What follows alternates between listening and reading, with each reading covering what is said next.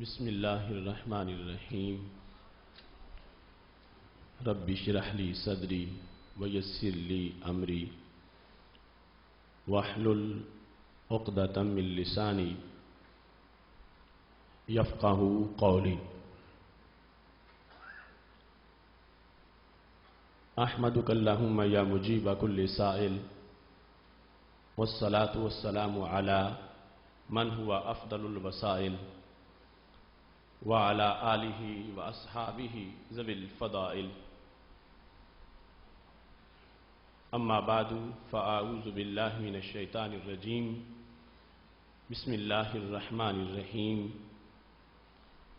قال عیسی ابن مریم اللہم ربنا انزل علینا مائدۃ من السماء تکون لنا عیدا لاولنا وآخرنا وآیۃ منک وارزقنا وانت خیر الرازقین۔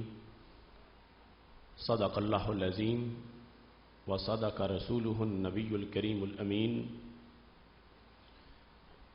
ان اللہ وملائکتہ یصلون علی النبی یا ایہا الذین آمنوا صلوا علیہ وسلموا تسلیما۔ الصلاۃ والسلام علیک یا سیدی یا رسول اللہ وعلی آلک واصحابک یا حبیب اللہ۔ مولاي صل وسلم دائما ابدا علی حبیبک خیر الخلق کلہم، منزہ عن شریک فی محاسنہ فجوہر الحسن فیہ غیر منقاسم۔ محمد تاج رسول اللہ قاطبۃ، محمد صادق الاقوال والکلم، محمد ذکرہ روح لانفسنا، محمد شکرہ فرد علی الامم۔ رب صل وسلم دائما ابدا علی حبیبک خیر الخلق کلہم۔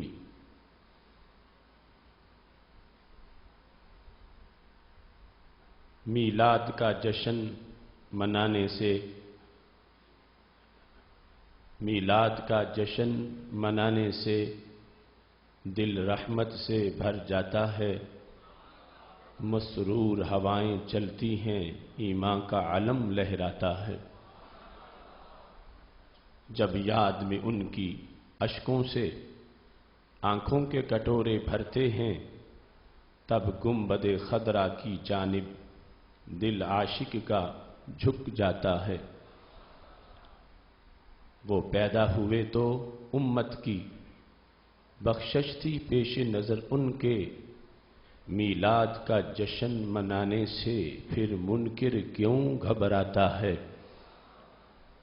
ہر ایک کو موت کی وادی میں بالآخر داخل ہونا ہے، میں اس کے مقدر پہ صدقے جو طیبہ میں مر جاتا ہے۔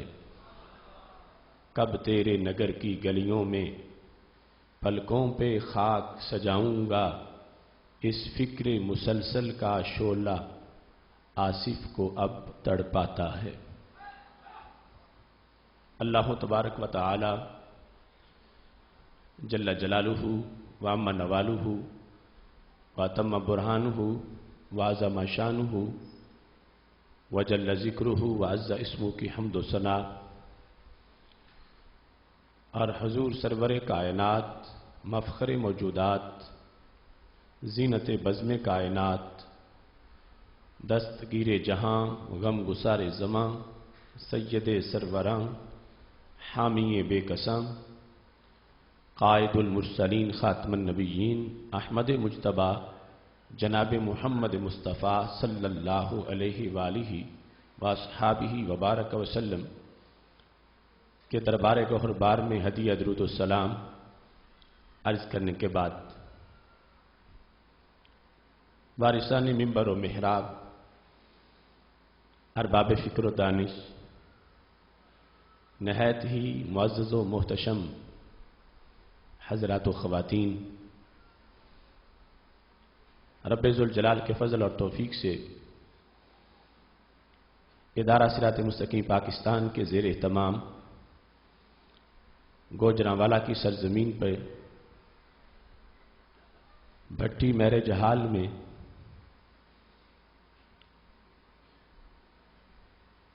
ماہ رمضان المبارک کے نور بھرے لمحات اور عشرائے مغفرت کی گھڑیوں میں 18ویں سالانہ فہم دین کورس میں آج ہماری گفتگو کا موضوع ہے عید میلاد کیوں اور کیسے۔ میری دعا ہے خالق کائنات جل جلالہ ہم سب کو قرآن و سنت کا فہم عطا فرمائے اور قرآن و سنت کے ابلاغ و تبلیغ اور اس پر عمل کرنے کی توفیق عطا فرمائے۔ رب ذوالجلال نے سید المرسلین خاتم النبیین حضرت محمد مصطفیٰ صلی اللہ علیہ وسلم کو اس دنیا میں بھیج کر کائنات پر سب سے بڑا فضل کیا اور جن کے صدقے کائنات مارز وجود میں آئی تھی انہیں بھیج کر کائنات کو رونقیں عطا فرمائی۔ سب سے زیادہ احسان حضرت انسان پہ ہوا۔ اس بنیاد پر رب ذوالجلال کی اس عظیم نعمت پر اللہ کے شکر کی ادائیگی کا حق حضرت انسان پر دیگر مخلوقات کے مقابلے میں زیادہ ہے، اور سید عالم نور مجسم شفیع معظم صلی اللہ علیہ وسلم کی کائنات میں آمد پر اس کا تذکرہ کر کے رب ذوالجلال کے شکر کی ادائیگی کو محفل میلاد سے تعبیر کیا جاتا ہے کہ اگرچہ آج سے صدیوں پہلے آپ اس دنیا پہ جلوہ گر ہوئے تھے، لیکن کرم صرف اس وقت کے انسان پر ہی نہیں ہوا تھا، کرم آج کے انسان پر بھی ہوا، اور آج بھی جو چاندنی بشکل ایمان ہمارے سینوں میں موجود ہے یہ یقیناً طیبہ کے چاند کی چاندنی ہے۔ اس بنیاد پر ہر قلب سلیم سید عالم نور مجسم شفیع معظم صلی اللہ علیہ وسلم کی آمد کو اپنے لیے نہایت ہی مفید سمجھتے ہوئے اور اللہ کا سب سے بڑا انعام سمجھتے ہوئے آپ صلی اللہ علیہ وسلم کی آمد پر رب ذوالجلال کا شکر ادا کرتا ہے، اور اسے ہی عرف عام کے اندر احتفال بالنبی علیہ السلام یا محفل میلاد سے تعبیر کیا جاتا ہے۔ سید عالم نور مجسم شفیع معظم صلی اللہ علیہ وسلم نے اپنی آمد کا ذکر خود کیا، رب ذوالجلال نے آپ کی آمد کا ذکر قرآن مجید میں کیا۔ سید عالم نور مجسم شفیع معظم صلی اللہ علیہ وسلم نے آپ کی آمد سے جو دنیا کو فائدہ ہوا اور کائنات میں جو بہار آئی اسے خود موضوع سخن بنایا۔ صحابہ کرام علیہم الرضوان نے سید عالم نور مجسم شفیع معظم صلی اللہ علیہ وسلم کی کونین میں جلوہ گری کو اپنے خطبات اور خطابات کا بارہا موضوع بنایا۔ چلتے چلتے وہ سلسلہ آج بھی ہمارے تک پہنچا ہے کہ جہاں رب ذوالجلال کی دیگر نعمتوں کا شکر ادا کیا جاتا ہے، وہاں بالخصوص اس سب سے بڑی نعمت کا شکر بڑے اہتمام کے ساتھ کیا جاتا ہے۔ کوئی شخص بھی جو قرآن و سنت کی تعلیمات سے کچھ بھی تعلق رکھتا ہے وہ اس حقیقت کا انکار نہیں کر سکتا کہ نبی اکرم نور مجسم شفیع معظم صلی اللہ علیہ وسلم کی آمد، ولادت، دنیا میں جلوہ گری، اس کو ہر دور میں اچھے سے اچھے الفاظ میں بیان کیا جاتا رہا ہے، اور آپ کے وجود مسعود کی وجہ سے رب ذوالجلال کا شکر ہر دور میں ادا کیا جاتا رہا ہے۔ اب اس سلسلہ میں جو کام کوئی بندہ تنہائی میں بیٹھ کے کرے تو ثواب ہے، وہ اجتماع میں بیٹھ کے کرے تو پھر بھی ثواب ہے۔ جو بات انفرادی طور پر ذکر کریں تو رحمتوں کا نزول ہوتا ہے، اگر اجتماعی طور پر کریں تو پھر بھی رحمتوں کا نزول ہوگا، اور اگر ریا سے پاک وہ محفل ہوگی تو اس کے لیے پھر خصوصی مزید اہتمام بھی ہوگا۔ اس ذکر پر لفظ احتفال عربی زبان میں اور ہمارے عرف میں لفظ محفل بولنا، اور پھر بطور خاص اس کو عید سمجھنا، اور نبی اکرم نور مجسم شفیع معظم صلی اللہ علیہ وسلم کی آمد کے دن کو یوم عید میلاد النبی صلی اللہ علیہ وسلم سمجھنا، ذکر کرنا، لکھنا اور اس کا چرچا کرنا۔ اگر انسان غیر جانبدار ہو کر سوچے تو یقیناً اس میں کسی طرح بھی کوئی ابہام نہیں ہے۔ رمضان المبارک کے پر نور لمحات میں اس موضوع کو شروع کرتے ہوئے تمام حضرات اور خواتین جتنی بھی یہاں پہ مرد و زن کی حاضری ہے، اور بعد میں بھی جو لوگ اس تقریر کو سنیں گے انشاءاللہ، اور اب دنیا کے مختلف ممالک میں جو پیغام جا رہا ہے، سب سے میری درخواست ہے کہ غیر جانبدار ہو کر ان باتوں کو سنیں، توجہ کریں۔ انشاءاللہ یہ موسم رمضان کی برکت ہے کہ شکوک و شبہات دور ہو جائیں گے اور یقین والوں کا یقین مزید دوبالا ہو جائے گا۔ عید عربی زبان کا لفظ ہے جس کے معنی کو بیان کرتے ہوئے حضرت شیخ عبدالحق محدث دہلوی رحمۃ اللہ علیہ نے سفر سعادہ اور شرح سفر السعادات کے اندر ذکر کیا ہے، وَگُفْتَن عود می کند بفرح و سرور۔ عید کو عید اس لیے کہا جاتا ہے کہ وہ پلٹ کے پھر خوشی لاتی ہے۔ عود کا معنی ہوتا ہے لوٹنا، تو یوم عید وہ ہے کہ جب بھی آئے خوشی لے کے آئے۔ عید اسے کہا جاتا ہے جس کا تکرار ہو، یعنی بار بار آئے اور جب بھی آئے خوشی لے کے آئے۔ دوسرا معنی بیان کرتے ہوئے انہوں نے کہا کہ عید کا معنی ہے پھر آئے، یہ دن دوبارہ آئے، یہ دن لوٹ کے آئے۔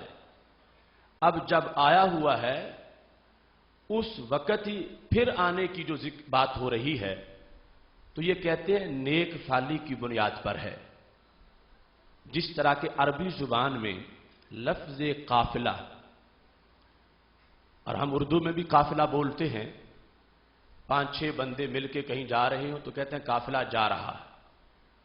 حالانکہ لغوی طور پر عربی زبان میں اس لفظ کا معنی ہوتا ہے سفر سے لوٹ کے واپس آنا۔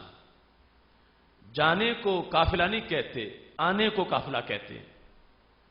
مگر ہمارے عرف میں جانے والوں کو بھی قافلہ سے تعبیر کیا جاتا ہے کہ جو ابھی جانے لگے ہیں، سفر کیے ہی نہیں، ان کو قافلہ کہا جا رہا ہے، جبکہ لغت میں جو کر کے صحیح سلامت لوٹ کے آئیں تو انہیں قافلہ کہا جاتا۔ تو ایسا کیوں کہا جاتا ہے؟ یہ نیک فالی ہے کہ جاتے وقت ہی گویا کہہ دیا ہے کہ تم سلامتی سے واپس آ بھی گئے ہو. یہ اس کے اندر اصل معنویت ہے، اگرچہ کسی کو معلوم ہو یا نہ ہو. تو حضرت شیخ عبدالحق محدث دہلوی رحمۃ اللہ علیہ کہتے ہیں کہ دن آیا عید کا اور اب پھر اسے عید کہا جا رہا ہے، تو گویا کہ یہ کہا جا رہا ہے لوگوں حیران پریشان نہ ہونا، اگلے سال کا یہ دن گویا کہ آ چکا ہے، یہ لوٹ آیا ہے، یہ واپس آ بھی گیا ہے، سال گزر بھی گیا ہے. یعنی آج کا دن جو عید کا دن ہے، اس سے جو اگلا دن ایک سال کے گزرنے کے بعد ہوگا، اس کے لحاظ سے عید کا دن کہہ کے یہ کہا جا رہا ہے کہ اس کے بارے میں کوئی تردد نہیں، کوئی دوری نہیں، رب کا کرم ہے. یوں سمجھو کہ پھر یہ دن سال گزر کے آ گیا ہے. اس بنیاد پر عربی زبان کے اندر اس کا اطلاق ہوتا ہے اور اس کے ساتھ پھر خوشی اور سرور کا اس میں ہونا ضروری ہوتا ہے. ہم نے آج کے موضوع میں جو لفظ استعمال کیے، عید میلاد، عید کا ذکر بھی ہے اور لفظ میلاد کا ذکر بھی ہے، اور پھر کیوں اور کیسے سے اس کی داستان مکمل ہوگی. لفظ میلاد اس کے لحاظ سے کچھ لوگوں کو بڑی تشویش ہے اور پوچھتے ہیں یہ صیغہ کیا ہے، اس کا مطلب کیا ہے، اس کا معنی کیا ہے. اس سلسلہ میں یہ لسان العرب کی تیسری جلد میرے پاس ہے. اس تیسری جلد کے اندر چونکہ یہ بہت بڑی لغت کی کتاب ہے اور اس کے اندر ابن منظور افریقی نے لغت کی گتھیاں سلجھائی ہیں اور بہت سے امور کو بڑی تفصیل سے بیان کیا ہے. تو انہوں نے اس میں لکھا میلاد الرجل اسم الوقت الذی ولد فیہ. میلاد الرجل اسم الوقت الذی ولد فیہ. کسی کا میلاد اس وقت کو کہا جاتا ہے کہ جس وقت میں اس کی ولادت ہوئی ہو. میلاد الرجل اسم الوقت الذی ولد فیہ. جس وقت ہم کہتے ہیں میلاد النبی صلی اللہ علیہ وسلم، تو مطلب کیا ہوگا؟ وہ وقت جس میں ہمارے نبی علیہ السلام کی ولادت ہوئی. میلاد النبی علیہ السلام کا مطلب کیا ہے؟ وہ وقت جس وقت کے اندر ہمارے آقا صلی اللہ علیہ وسلم کی ولادت ہوئی. عرب اس کے لیے لفظ مولد استعمال کرتے ہیں. ہمارے عرف میں لفظ میلاد زیادہ طور پر استعمال کیا جاتا ہے. تو مولد کے لحاظ سے بھی انہوں نے کہا کہ مولد الرجل وقت ولادت ہی، کہ کسی کا مولد اس سے مراد اس کی ولادت کا وقت ہوتا ہے. تو اس بنیاد پر اب لفظ میلاد کے ترجمے میں وقت کا مطلب ضرور آئے گا. تو جس وقت کوئی شخص یہ کہتا ہے کہ ہم نبی اکرم صلی اللہ علیہ وسلم کا میلاد منا رہے ہیں، تو معنی کیا ہے؟ ہم سرکار کی آمد کے وقت کا ذکر کر رہے ہیں. ہم نبی اکرم نور مجسم شفیع معظم صلی اللہ علیہ وسلم کی جو دنیا میں جلوہ گری ہے اس وقت کا ذکر کر رہے ہیں. انسان کے لیے کچھ زمان یادگار ہوتے ہیں، کچھ مکان یادگار ہوتے ہیں. وہ جگہیں جن میں اسے راحت ملی ہو، سرور ملا ہو، عزت ملی ہو، آبرو ملی ہو، انعام ملا ہو، وہ جگہ بھی اسے یاد رہتی ہیں. اور وہ وقت کے جس میں اس پر رحمتیں برسی ہوں، وہ وقت بھی اس کو یاد رہتا ہے. تو پوری کائنات کے لیے یہ لمحہ جس میں ہمارے آقا سید المرسلین حضرت محمد مصطفیٰ صلی اللہ علیہ وسلم دنیا میں جلوہ گر ہوئے تھے، وہ لمحہ پوری کائنات کے لیے ایک یادگار وقت ہے. اور اس میں کوئی مبالغہ نہیں، کوئی ادیب کی نکتہ آفرینی یا کوئی مجاز یا کوئی استعارہ یا کوئی کنایا، ایسی کوئی صورتحال نہیں ہے. فی الحقیقت پوری کائنات اس کے لیے سید عالم نور مجسم شفیع معظم صلی اللہ علیہ وسلم کی جلوہ گری کے اندر اتنا اہتمام ہے اور آپ صلی اللہ علیہ وسلم کی جلوہ گری کے لحاظ سے پوری کائنات کے لیے اتنا ابر کرم ہے کہ سید عالم نور مجسم شفیع معظم صلی اللہ علیہ وسلم نے خود اس چیز کو بیان کرتے ہوئے جو ارشاد فرمایا، تو جس زمین پہ ہم بیٹھے ہیں، جب میرے نبی علیہ الصلوۃ والسلام کی ولادت باسعادت ہوئی تھی، جس جگہ اب ہم بیٹھے ہیں، اس جگہ کے چپے چپے پر بھی کرم ہوا تھا۔ پوری کائنات میں جہاں بھی کوئی رہتا ہے، جہاں بھی کوئی ہے، اس جگہ کو سرکار کی ولادت مکہ شریف میں ہوئی تھی، لیکن فیض ہر جگہ تک پہنچا تھا۔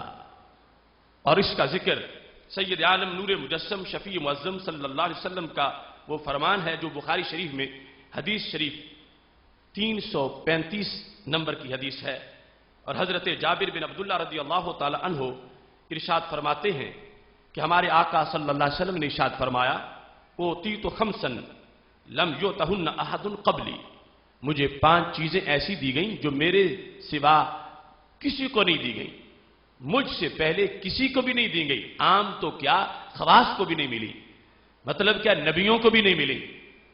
تو معنی کیا بنا کہ میں اس طرح آیا ہوں کہ میری آمد جیسی کسی نبی کی بھی کوئی آمد نہیں تھی، مجھے رب نے ایسا بنایا ہے کہ میری مثل تو نبیوں میں بھی کوئی نہیں ہے۔ اور یہ صرف 5 نہیں، دوسرے مقامات پر مجموعی طور پر 80 سے زائد ایسی چیزیں ہیں جو صرف ہمارے نبی علیہ الصلوۃ والسلام کا خاصہ ہیں اور آپ کے سوا کسی کو نہیں ملی۔ ان کا ذکر کرتے ہوئے ہمارے نبی علیہ الصلوۃ والسلام نے ارشاد فرمایا، جعلت لی الارض مسجدا وطہورا، 5 میں سے ایک، چونکہ سب کے ذکر کرنے کا وقت نہیں، ان میں سے ایک چیز یہ ہے، جعلت لی الارض مسجدا وطہورا، میرے لیے ساری زمین کو مسجد بنایا گیا، میرے لیے۔ اگر نفس الامر میں خود ہی مسجد ہوتی پھر تو پہلوں کے لیے بھی ہوتی۔ الارض سے مراد صرف زمین مکہ شریف نہیں، الارض سے مراد صرف زمین مدینہ شریف نہیں، الارض سے مراد صرف زمین حجاز نہیں، الارض سے مراد پوری کائنات کی زمین ہے۔ پوری کائنات کی زمین اس خوبی سے محروم تھی کہ اس پہ جہاں بھی سر رکھیں تو سجدہ رب کو ہو جائے، یہ تاریخ کے کسی دور میں بھی زمین کو شان نہیں ملی تھی۔ یہ شان ملی ہے تو 12 ربیع الاول شریف کے صدقے میں ملی ہے۔ جعلت لی، میرے لیے، میرے لیے، سرکار فرماتے ہیں میرے لیے، یعنی میری عزت کے پیش نظر میرے صدقے، جعلت لی الارض مسجدا وطہورا، میرے لیے زمین کو مسجد بھی بنا دیا گیا اور طہور بھی بنا دیا گیا۔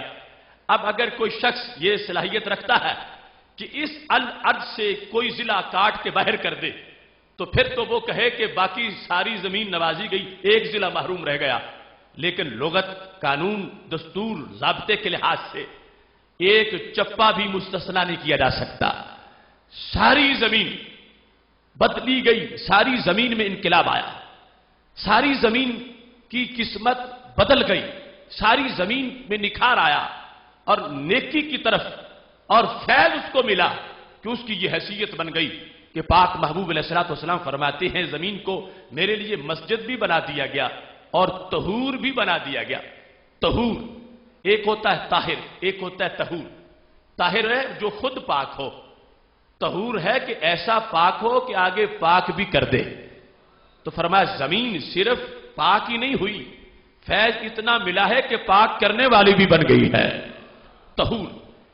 اب بنائی میرے لیے کی ہے تو کیا فائدہ بھی صرف میرے لیے ہے یا فائدہ ساری کائنات کے لیے ہے، سارے انسانوں کے لیے ہے؟ تو ہمارے نبی علیہ الصلوۃ والسلام نے ارشاد فرمایا، ایما رجل من امتی ادرکتہ الصلاۃ فلیصلی، میرا جو بھی امتی ہے اسے جہاں بھی نماز کا وقت آ جائے، اگرچہ مسجد نہ بھی ہو، وہ جہاں سر جھکائے گا سجدہ میرے رب کو ہو جائے گا۔ پہلے پابندی تھی کہ پہلے صرف نماز مسجد میں ہو سکتی تھی، مسجد کے سوا نماز نہیں ہو سکتی۔ اگر کوئی 10 کلومیٹر دور ہے تو چل کے مسجد میں جا، باہر ڈیرے پہ نہیں پڑھ سکتا، اپنی دکان پہ نہیں پڑھ سکتا، جنگل صحرا میں نہیں پڑھ سکتا، صرف مسجد میں پڑھ سکتا ہے۔ پہلے خاص ایسے مقامات تھے کہ جن کو یہ شرف حاصل تھا کہ وہاں بندہ سر رکھے تو سجدہ رب کو ہو جائے۔ یہ 12 ربیع الاول شریف کا فیض ہے اور ملا ہر چپے کو ہے کہ جہاں بھی کائنات میں وقت ہو گیا ہے، میرے نبی علیہ السلام فرماتے ہیں بنائی میرے لیے گئی ہے، فائدہ سب کو ہے کہ جہاں بھی تم سر رکھو گے رب کو سجدہ ہو جائے گا۔ اس مقام پر سید عالم نور مجسم شفیع معظم صلی اللہ علیہ وسلم کی وجہ سے ایک جنرل فائدہ جو پوری کائنات تک پہنچا ہے، پوری زمین تک پہنچا ہے، چپے چپے تک پہنچا ہے۔ ہر چیز کی ایک بولی بھی ہے، ہر چیز کی لسان حال بھی ہے۔ ہم اس چھت کی بات، ان ستونوں کی بات، تسبیح ہم نہ بھی سنیں، لیکن قرآن کہتا ہے کل قد علم صلاتہ و تسبیحہ، ہر چیز کو اپنی صلات کا بھی پتا ہے، اپنی تسبیح کا بھی پتا ہے، اور ہر چیز کو یہ بھی پتا ہے کہ مجھ پہ انعام کس کے صدقے ہوا ہے۔ ہر چیز کو یہ بھی پتا ہے کہ پہلے میری صورتحال کیا تھی اور اس کے بعد میری صورتحال کیا ہے۔ اس بنیاد پر عید میلاد کے لحاظ سے اس کا مضمون اتنا وسیع ہے۔ عید کے لفظ کی جو معنویت ہے اگر وسیع پیرائے میں پائی جاتی ہے تو وہ پائی ہی 12 ربیع الاول شریف کے دن میں پائی جاتی ہے، اس واسطے کہ وہ عید الفطر اور عید الاضحیٰ، ان میں راحت، سرور، خوشی وہ ہمارے لیے ہے، یعنی انسانوں مسلمانوں کے لیے ہے۔ اس میں آسمانوں کا کیا حصہ ہے، اس میں زمینوں کا کیا حصہ ہے، اس میں صحرا کے مور کا کیا حصہ ہے، اس میں فضا کے جگنوں کا کیا حصہ ہے، اس میں شمس و قمر کا کیا حصہ ہے، اس میں باغ و ثمر کا کیا حصہ ہے۔ وہ عید صرف انسانوں کی ہے، لیکن عید میلاد انسانوں کی بھی ہے، زمین و آسمانوں کی بھی ہے۔ اس واسطے ایک بہت بڑے عرب مفکر وہ کہنے لگے مل عید الا عید احمد فانہ عید الوجود بارضہ وسمائہ، عید صرف ایک ہے اور وہ عید میلاد ہے۔ پوچھا گیا باقی عیدیں، عید الفطر اور عید الاضحیٰ وہ کہاں گئیں؟ تو کہتے ہیں وہ محدود عیدیں ہیں، لمیٹڈ عیدیں ہیں، وہ ساری کائنات کی عیدیں نہیں، وہ مخصوص طبقے کی عیدیں ہیں، اور عید میلاد جو ہے وہ ساری کائنات کی یونیورسل عید ہے۔ اس بنیاد پر باقی کا انہوں نے نفی کرتے ہوئے جو جامع معنی ہے فرد سرور کا، اس کے لحاظ سے یونیورسل عید بنی۔ فطر میں سرور ہمارے لیے ہے اور عید الاضحیٰ میں راحت سرور ہمارے لیے ہے، چڑیوں کے لیے، چونٹیوں کے لیے، ہرنیوں کے لیے، درختوں کے لیے، پھولوں کے لیے، گلزاروں کے لیے، ان عیدوں میں کوئی حصہ نہیں ہے۔ لیکن 12 ربیع الاول شریف کی عید جس سے زمین کے چپے چپے کو فیض پہنچا ہے اور مخلوقات کی ہر قسم کو فیض پہنچا ہے۔ ایک طرف اگر حضرت صدیق اکبر مسرور ہیں کہ میرے نبی آئے، تو دوسری طرف چونٹی کہتی ہے ابو بکر میرے بھی نبی آئے۔ اس بنیاد پر عید کے لفظ میں جو سرور کا اور راحت کا تذکرہ ہے، یہ اصل اس کی ڈیفینیشن کا حصہ ہے۔ عید کے لفظ میں کہیں یعنی کہ جو عید ہو اس میں کوئی نماز بھی ہو، جو عید ہو اس کے اندر کوئی اس طرح کی جو مزید مخصوص کیفیات اس کے لحاظ سے کوئی خاص اس کی عبادت ہو، وہ اس کا ایک اضافی معنی ہے۔ جو فطر کی عید ہے، جو عید الاضحیٰ کی عید ہے، اصل عید جو ہے اس کے لحاظ سے دیکھو قرآن مجید برہان رشید کے اندر جو رب ذوالجلال کا فرمان موجود ہے سورہ مائدہ میں آیت نمبر 114 ہے، قال عیسی ابن مریم اللہم ربنا انزل علینا مائدہ۔ حضرت عیسیٰ علیہ السلام نے کہا، عیسیٰ بن مریم نے، اے اللہ، اے ہمارے رب، نازل کر ہم پر مائدہ۔ مائدہ کہتے ہیں دسترخوان کو، لیکن وہ دسترخوان جس پہ کھانا ہو، صرف دسترخوان کو نہیں کہتے، کھانے والا دسترخوان۔ اے اللہ ہم پہ مائدہ کا نزول کر، کہاں سے؟ آسمانوں سے، تکون لنا عیدا، جو کہ ہمارے لیے عید بن جائے۔ اب لفظ عید قرآن مجید میں راحت، سرور اور خوشی کے دن کے لحاظ سے یہ نہیں ہے کہ کھانا آئے اور ساتھ ایک اس کی نماز بھی آ جائے، کھانا آئے اور ساتھ اس کی کوئی ہمارے لیے مخصوص بندگی بھی آ جائے، نہیں، وہ کھانے کا آنا ہی خوشی بن جائے۔ وہ کھانا پکا پکایا تیار آئے گا تو ہمارے لیے خوشی بن جائے گی۔ اے اللہ اس کو تو ہمارے لیے عید بنا دے۔ اب یہاں پر امام سیوطی رحمت اللہ علیہ جو تفسیر دو اماموں کی، امام محلی اور امام سیوطی کی، اس جلالین کے اندر لکھا ہے یوم نزولہا، کہ اس مائدہ کے نزول کا دن ہمارے لیے عید بن جائے، اس کے نازل ہونے کا دن ہمارے لیے عید بن جائے۔ اور تفسیر قرطبی میں لکھا ہے جلد نمبر 3 صفحہ نمبر 283 پر کہ یہ مائدہ ان پر اتوار کے دن نازل ہوا، لہذا ان لوگوں نے اتوار کو اپنی عید بنا لیا کہ اس دن ہم پر مائدہ کا نزول ہوا۔ اور قرآن مجید برہان رشید میں جب حضرت عیسیٰ علیہ السلام کہہ رہے تھے کہ اے اللہ مائدہ کا نزول کر تاکہ عید بن جائے اور عید ہمارے پہلوں پچھلوں کی سب بن جائے، اور صرف عید ہی نہیں بنے، کیا بن جائے؟ آیا یہ نشانی بھی بن جائے۔ کس کی نشانی؟ تیرے رب ہونے کی نشانی، میرے رسول ہونے کی نشانی، یہ تیری طرف سے نشانی بن جائے۔ اب یہاں پر ایک مائدہ کا نزول اس کے لحاظ سے جب اللہ کے حضرت عیسیٰ علیہ السلام نے لفظ عید کا بولا تو رب ذوالجلال نے یہ نہیں کہا کہ مائدہ تو نازل کر دوں گا مگر اسے عید مت کہو، عید کا لفظ اس پہ نہ بولو، عید کچھ اور ہوتی ہے۔ رب ذوالجلال نے حضرت عیسیٰ علیہ السلام کے جملے کو محفوظ رکھا، اس میں کوئی تبدیلی نہیں کی، اور اسی طرح وہ ہمارے قرآن میں وہ جملہ نازل ہوا۔ اور یہاں پر عید کے معنی و مفہوم کے لحاظ سے یہ بتا دیا گیا کہ جو عید کا لفظ ہے اس کی ڈیفینیشن کے لحاظ سے عید راحت ہے، خوشی ہے، کسی نعمت کے حصول کے لحاظ سے، اور کتنی بڑی نعمت ہو اور کس انداز کی ہو تو اس کو عید کہا جاتا ہے۔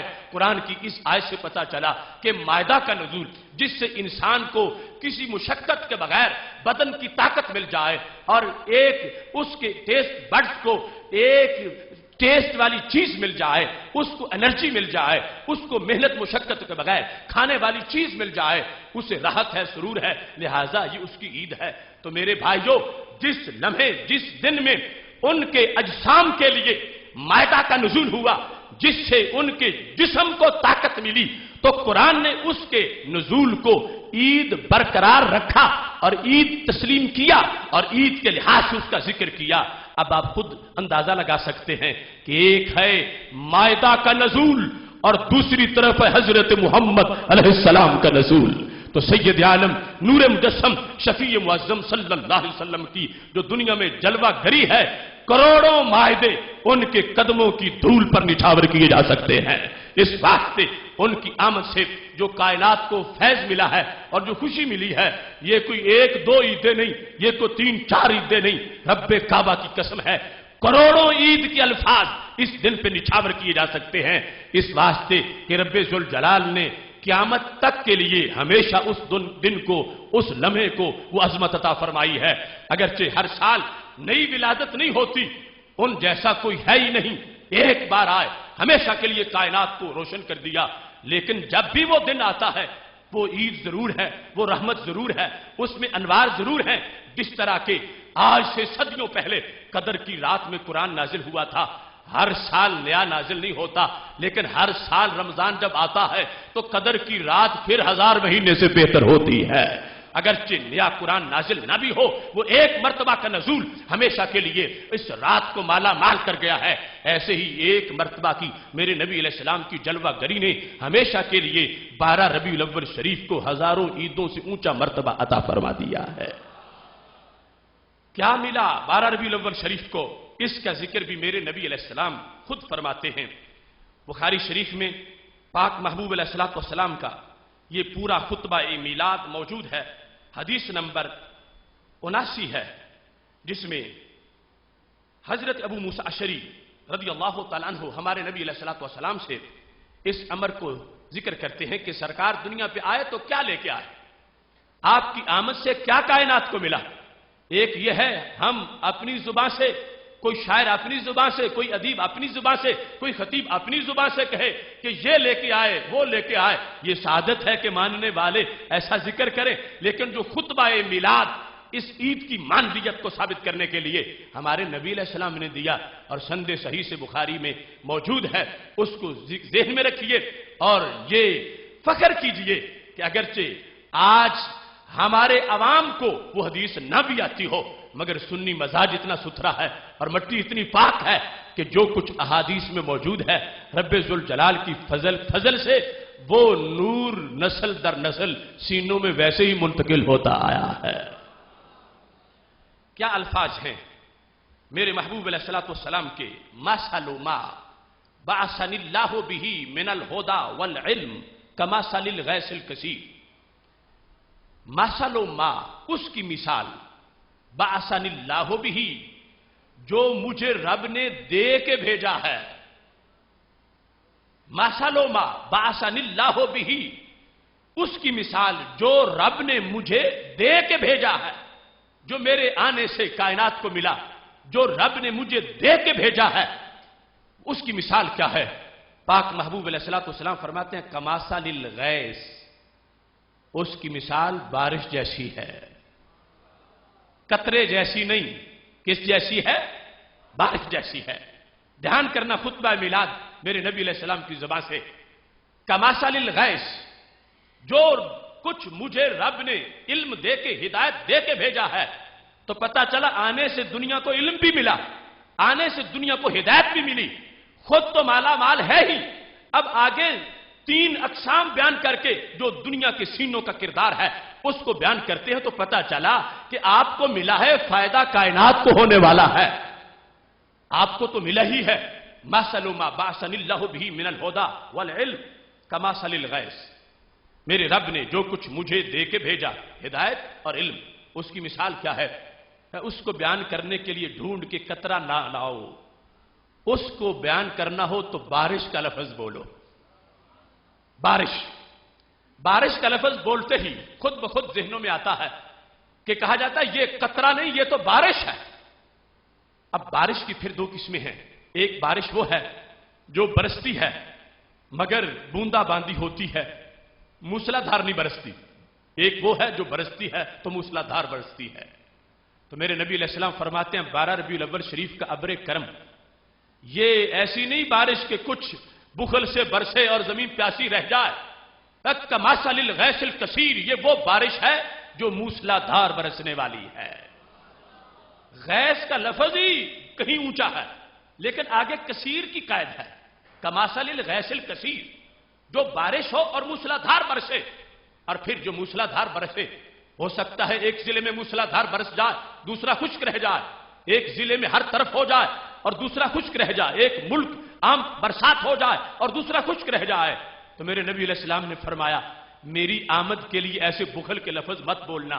اصاب اردا، میرے آنے سے وہ ابر کرم برسا ہے کہ جو بارش موسلا دھار ہوئی ہے اور اس نے کائنات کا ایک چپا بھی خشک نہیں رہنے دیا. اصاب اردا، پوری کائنات پہ برسی ہے. ایک طرف زمین، دوسری طرف فضا، درخت، پرند چرند، حیوانات، جو کچھ بھی کائنات پہ ہے. زمین کو بھی حصہ ملا اور کائنات کے اوپر جو کچھ ہے اس کو بھی حصہ ملا. زمین کے لیے پھر مزید فیض ملا. فرمایا اصاب اردا، میں جو لے کے آیا ہوں وہ ساری کائنات کے لیے، گورے کے لیے، کالے کے لیے، چھوٹے کے لیے، بڑے کے لیے، امیر کے لیے، غریب کے لیے. یہ بارش فقیر کی کٹیا پہ بھی برسی ہے، بادشاہ کے کاشانے پہ بھی برسی ہے. اصاب اردا، جو کچھ میں لے کے آیا ہوں وہ یہ ہے. تو سرکار کی آمد کا ذکر سرکار نے خود کیا اور اس کے فیض کا تذکرہ سرکار نے خود کیا اور اس کے فیض کی کثرت کو، جو عید کے مفہوم کے لیے جو پوری کائنات کی عید ہو، ہر چیز کی عید ہو، اس کے لیے جو میٹر چاہیے تھا وہ سب کچھ یہاں موجود ہے. فرمایا اصاب اردا، میں نے کوئی ایسی تقسیم نہیں کی کہ فلاں فلاں ایریا نوازا جائے فلاں رہ جائے. نہیں، اس برستا نہیں دیکھ کے ابر رحمت، ہر طرف برسات ہوئی ہے. اصاب اردا، پوری کائنات پر اس کا بارش کا فیض پہنچا ہے. آگے صورتحال 3 طرح کی زمین ہے اور اس لحاظ سے ان کو فائدہ ہے. اس بات کو آگے بیان کرنے سے پہلے میں اس چیز کو واضح کرنا چاہتا ہوں، کتنی نکمی وہ سوچ ہے کہ جس کے پاس ترازو ہے اور نیت ہے کہ میں تولوں رب کے نبی کی شان کو، نیت ہے کہ میں تولوں ان کے علم کو، نیت ہے کہ تولوں ان کے فضل کو، نیت ہے کہ تولوں ان کی ہدایت کو. تو میرے نبی علیہ السلام نے لفظ بول کے قیامت تک کے دماغ مطمئن کر دیے، جو میرا ہے وہ ترازو رکھ دے. کیوں؟ فرمایا جو کچھ میں کے لے آیا ہوں تمہارے تولنے میں نہیں آئے گا. کیوں؟ فرمایا وہ تو بارش ہے اور بارش جو موسلا دھار برسے تو تمہارے شہر میں جو بارش 1 گھنٹہ برسے اس کے جب قطرے کوئی نہیں گن سکتا، تو جو پوری کائنات میں ہر وقت برسے اس کے قطرے کون گن سکے گا؟ ہر تشبیہ میں کوئی نہ کوئی حکمت ہوتی ہے، کوئی نہ کوئی مقصد ہوتا۔ کیوں فرمایا کہ میں بارش بن کے آیا ہوں؟ میرا علم بارش ہے، میری ہدایت بارش ہے، میرا فضل بارش ہے، اور بارش بھی غیث کثیر اور اصابہ اردن پوری کائنات پر ہے۔ تو یہ تھا کہ تاکہ ماننے والے مطمئن ہو جائیں کہ یہاں ترازو چلتے ہی نہیں، کوئی پیمانہ بنا ہی نہیں، رب جانتا اس نے دیا کیا ہے، یہ جانتے ہیں لیا کیا ہے، اور کسی کے بس میں ہی نہیں کہ وہ کوئی حدیں بناتا پھرتا پھرے۔ اس بنیاد پر سید عالم نور مجسم شفیع معظم صلی اللہ علیہ وسلم کے علوم کی بات ہو یا فضل و کرم کی بات ہو، میں دعوت فکر دیتا ہوں ان لوگوں کو جو ختم بخاری بھی کرتے ہیں، تقریب تکمیل بخاری بھی کرتے ہیں، تو کیا اس حدیث سے آنکھیں بند کر کے گزر جاتے ہیں اور پھر پڑھاتے پڑھتے یہ ہیں کہ اتنا جانتے تھے، اتنا نہیں جانتے تھے، ظاہر جانتے تھے، باطن نہیں جانتے تھے، معاذ اللہ دین جانتے تھے، دنیا نہیں جانتے تھے، ظاہر جانتے تھے، غیب نہیں جانتے تھے۔ یہاں پر میرے نبی علیہ السلام نے جو انداز بیان اپنی زبان سے کیا ہے، کوئی بتائے کس کے پاس یہ طاقت ہے؟ اگر اس گوجرا والا کی زمین میں 1 گھنٹہ برسنے والی بارش کے قطرے گننا کسی کے بس میں نہیں ہے، تو جو ساری کائنات پہ برسے اور ہر وقت برسے اس کے قطرے پھر کوئی نہیں گر سکتا۔ اب یہاں پر جو زمین و آسمان کی عید ہے، میں بغداد شریف میں تھا، وہاں ایک تقریب میں میری بھی عربی میں تقریر تھی اور محققین دوسرے موجود تھے۔ مل عید ہو الا عید احمد فانہ عید الوجود بارضہ وسمائہ، عید ہے ہی صرف ایک، وہ عید وجود ہے۔ ہر چیز جس کو وجود ملا ہے اس کی وہ عید ہے، اگر وجود کا حق وہ ادا کرتی ہے اس کے لیے یہ عید ہے۔ اب ہر چیز کے لیے عید ہے، یہ کیسے محض تخیل نہیں، رنگین بیانی شاعر کی نہیں، یہ حدیث میرے نبی علیہ السلام کی بتا رہی ہے کہ کیا کچھ لے کے آئے، کتنا ملا۔ تو پھر جس دن مائدہ کا نزول ایک قوم کے لیے ہو وہ دن عید ہو، اور جس دن نور کا نزول پوری کائنات کے لیے ہو تو وہ کتنی بڑی عید ہوگی۔ حضرت عیسیٰ علیہ السلام ایک قوم کے لیے تھے، 2 قوموں کے بھی نہیں تھے، چہ جائے کہ کروڑوں قوموں کے ہوں۔ اللہ فرماتا ہے وما ارسلنا من رسول الا بلسان قومی، ہم نے ہر رسول کو اپنی قوم کی زبان کے ساتھ بھیجا۔ حضرت عبداللہ بن عباس رضی اللہ تعالیٰ عنہما یہ فرماتے ہیں، طبرانی نے موجم کبیر میں لکھا ہے کہ اس آیت سے پتا چلا کہ ہر رسول صرف ایک قوم کا رسول ہوتا تھا، تو کہ رب فرماتا ہے ہم نے ہر رسول کو اپنی قوم کی زبان دے کر بھیجا۔ لفظ قوم بھی واحد، لفظ زبان بھی واحد، یہ نہیں کہا کہ قوموں کی زبانیں دے کر بھیجا، وہ ہوتے ایک قوم کے لیے تھے، ان کے لیے لے کے سب کچھ آ جاتے تھے۔ تو ہمارے نبی علیہ السلام کی جلوہ گری کو قرآن نے کیسے بیان کیا؟ فرمایا وما ارسلناک الا کافۃ للناس بشیرا ونذیرا، محبوب ہم نے آپ کو ایک قوم کا نہیں کروڑوں قوموں کا رسول بنا کے بھیجا ہے۔ اس بنیاد پر یہ یعنی جامعیت ہے، اتنی جامع عید ہے۔ جب ایک قوم کے لیے مائدہ کا نزول ہو تو اس کو عید کہنا قرآن کا حکم ہے، قرآن میں ثابت ہے۔ اور جب ایک قوم کے لیے یعنی کروڑوں قوموں کے دل کی چاندنی کا نزول ہو تو اس دن پر بخل کرنا یہ کون سی عقل کی بات ہے؟ قرآن کی فکر کے مطابق اس دن کو ہزاروں عیدوں سے بڑا سمجھا جائے گا، اس واسطے کہ جو نور ملا ہے وہ ایسا ہے، آیا ہے تو پھر بجھا نہیں، آج بھی سینوں کو منور کرتا جا رہا ہے۔ یہاں پر سید عالم نور مجسم شفیع معظم صلی اللہ علیہ وسلم نے اس کو پھر آگے بیان کیا۔ آج کے سوالات کا جواب اس وقت ہی دے دیا۔ کسی نے آج کہنا تھا اتنے فائدے بیان کر رہے ہو، اتنی برکتیں، اتنے خزانے، اتنا کرم، مجھے تو ملے ہی کچھ نہیں، اگر ہوتا تو میرے گھر بھی کوئی چھینٹے ہوتے، سیلاب آتا تو میری گلی میں بھی آ جاتا، کچھ ملتا ہوتا تو مجھے بھی ملا ہوتا، مجھے تو کچھ نہیں ملا، میں کیسے عید مان جاؤں؟ مجھے تو کچھ دیا نہیں گیا، میں کیسے عید تسلیم کر جاؤں؟ آج کسی نے یہ کہنا تھا، میرے نبی علیہ السلام نے اسی خطبہ میلاد میں عید کا مفہوم سمجھاتے ہوئے بیان فرما دیا۔ تیری نظر خارزار شب میں گلاب تحریر کر چکی تھی، اجاڑ نیندوں کے خواب میں انقلاب تحریر کر چکی تھی، میرے ذہن کے فلک پر جو سوال چمکے تو میں نے دیکھا تیرے زمانے کی خاک ان کے جواب تحریر کر چکی تھی۔ کیسے جواب دیا؟ فرمایا میں ہوں بارش اور لوگوں کے دل ہیں زمین۔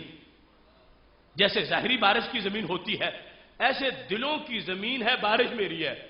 پھر فرمایا آگے زمین 3 قسم کی ہے۔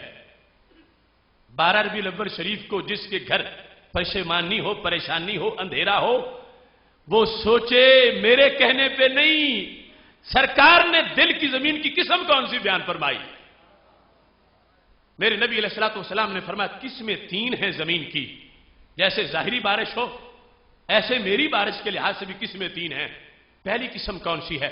کانت منہا طائفہ طیبہ، وہ میرا زمین ہے۔ وہ کیا کرتی ہے؟ فرمایا وہ فیض کی منکر نہیں ہوتی، اس کے پاس ہوتا بہت کچھ ہے۔ کیوں؟ پیاسی تھی، بارش ہوئی، قابلۃ الماء، اس نے پانی جذب کر لیا۔ اس کے پاس دلیل ہے میلاد کی، اس نے پانی جذب کر لیا تو کیا ہوا؟ انبتت الکلا والعشب الکثیر، رب کی دی ہوئی توفیق سے وہی پانی کھجور انگور میں ظاہر کر دیا۔ قابلۃ الماء، برسا بادل، تو اس نے پانی ضائع نہیں ہونے دیا، قبول کیا، جذب کیا۔ انبتت الکلا والعشب الکثیر، اس نے پانی جذب کیا۔ جب جذب کیا H2O اس کا فارمولا تھا، واپس لوٹایا تو ہزاروں فارمولے تھے، وہی انگور میں، وہی کھجور میں، وہی خربوز میں، وہی تربوز میں، وہی آم میں، وہی انار میں، وہی جڑی بوٹی میں، وہی سبزی میں۔ یہ تو رب کا فرمان ہے، فَأَخْرَجْنَا بِهِ، جو آسمان سے اتارا اسی سے ہم نے سب کچھ پیدا کیا۔ تو آسمان سے اترا، زمین نے جذب کیا۔ یہ زمین منکر زمین نہیں، یہ لوگوں کو بتاتی ہے کہ واقعی بادل برسا ہے، یہ بتاتی ہے کرم ہوا ہے، یہ بتاتی ہے کہ واقعی مجھ پر فضل ہوا ہے کہ اس نے اس پانی کو آگے جذب کر کے اتنے روپ دے دیے ہیں، گلی گلی محلے محلے ہر طرف اس کا ظہور ہو گیا ہے۔ اس واسطے میرے نبی علیہ السلام فرماتے ہیں جو کوئی اعتراض کرے گا کہ ملا کچھ نہیں، وہ پہلے اپنے دل کی زمین چیک کروائے کسی محکمہ ارضیات سے کہ اس کی زمین کی کیٹیگری کون سی ہے۔ جو میرا ہے وہ تو منکر نہیں ہو سکتی، وہ پانی کو جذب کرتی ہے اور جذب کر کے آگے زمانے کا بھلا بھی بڑا کرتی ہے۔ دوسری زمین کون سی ہے؟ یہ میرے نبی علیہ السلام کی آمد کا خطبہ ہے۔ میرے آنے سے جو دوسری قسم کی زمینیں ہیں ان کو فائدہ کیا ملا؟ فرمایا وہ کی آن ہے، جذب نہیں کر سکتی، پتھریلی زمین ہے، میرا نہیں ہے، لیکن وہ پانی سے پیار بڑا کرتی ہے، پانی کو روکتی ہے تو دامن کوہل میں جھیل بن جاتی ہے، تالاب بن جاتا ہے۔ اب اسے کوئی کہے کہ بارش نہیں برسی، وہ کہتی ہے جھوٹے تم جھوٹ بول رہے ہو، بارش برسی ہے۔ اگر نہ برسی ہوتی تو میرے گھر پانی کیوں ہوتا؟ یہ ہے پانی میرے پاس، شاربو و سقاؤ و زراؤ۔ میرے نبی علیہ السلام فرماتے ہیں یہ جو جھیل میں ہوتا ہے پانی، اس کا بھی انسانیت کو فائدہ ہوتا ہے۔ پہلا کیا؟ شاربو، خود پیتے ہیں۔ دوسرا کیا؟ سقاؤ، جانوروں کو پلاتے ہیں۔ تیسرا کیا؟ زراؤ، گھڑے بھر کے اپنے پودوں کو بھی سیراب کر لیتے ہیں۔ یہ 2 زمینیں، ایک جذب کرے اور دوسری روک کے رکھے، ان دونوں کے پاس دلیل ہے کہ بارش برسی ہے، فضل ہوا ہے۔ تو میرے نبی علیہ الصلوۃ والسلام فرمانے لگے میرے کرم کی برسات جو پوری کائنات کی ہوئی ہے اس کے لحاظ سے امت کے سینے 2 طرح کے ہیں، ایک ہے جذب کرنے والا اور دوسرا ہے روک کے رکھنے والا، اور ایک تیسرا بھی ہے۔ اب کیٹیگری میں نہ بیان کروں، خود سمجھ جانا وہ تیسرا کون سا ہے۔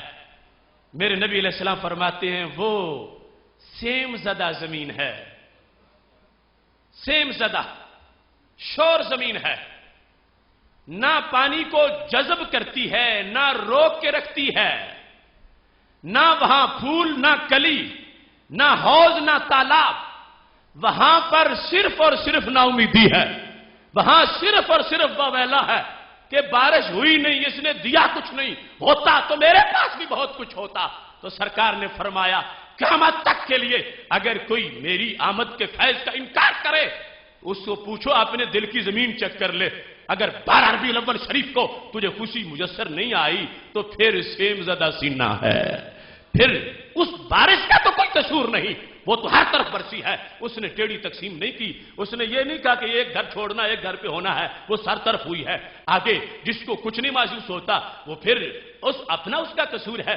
بارش تو ہو گئی ہے, ہاں سیم زدہ ہے, ہاں شور زمین ہے, اس کو نہ جذب کرنے کا طریقہ آتا ہے نہ روک کے رکھنے کا طریقہ آتا ہے. محض انکار ہے کہ دیتے کچھ نہیں, کرتے کچھ نہیں, ہوا کچھ نہیں.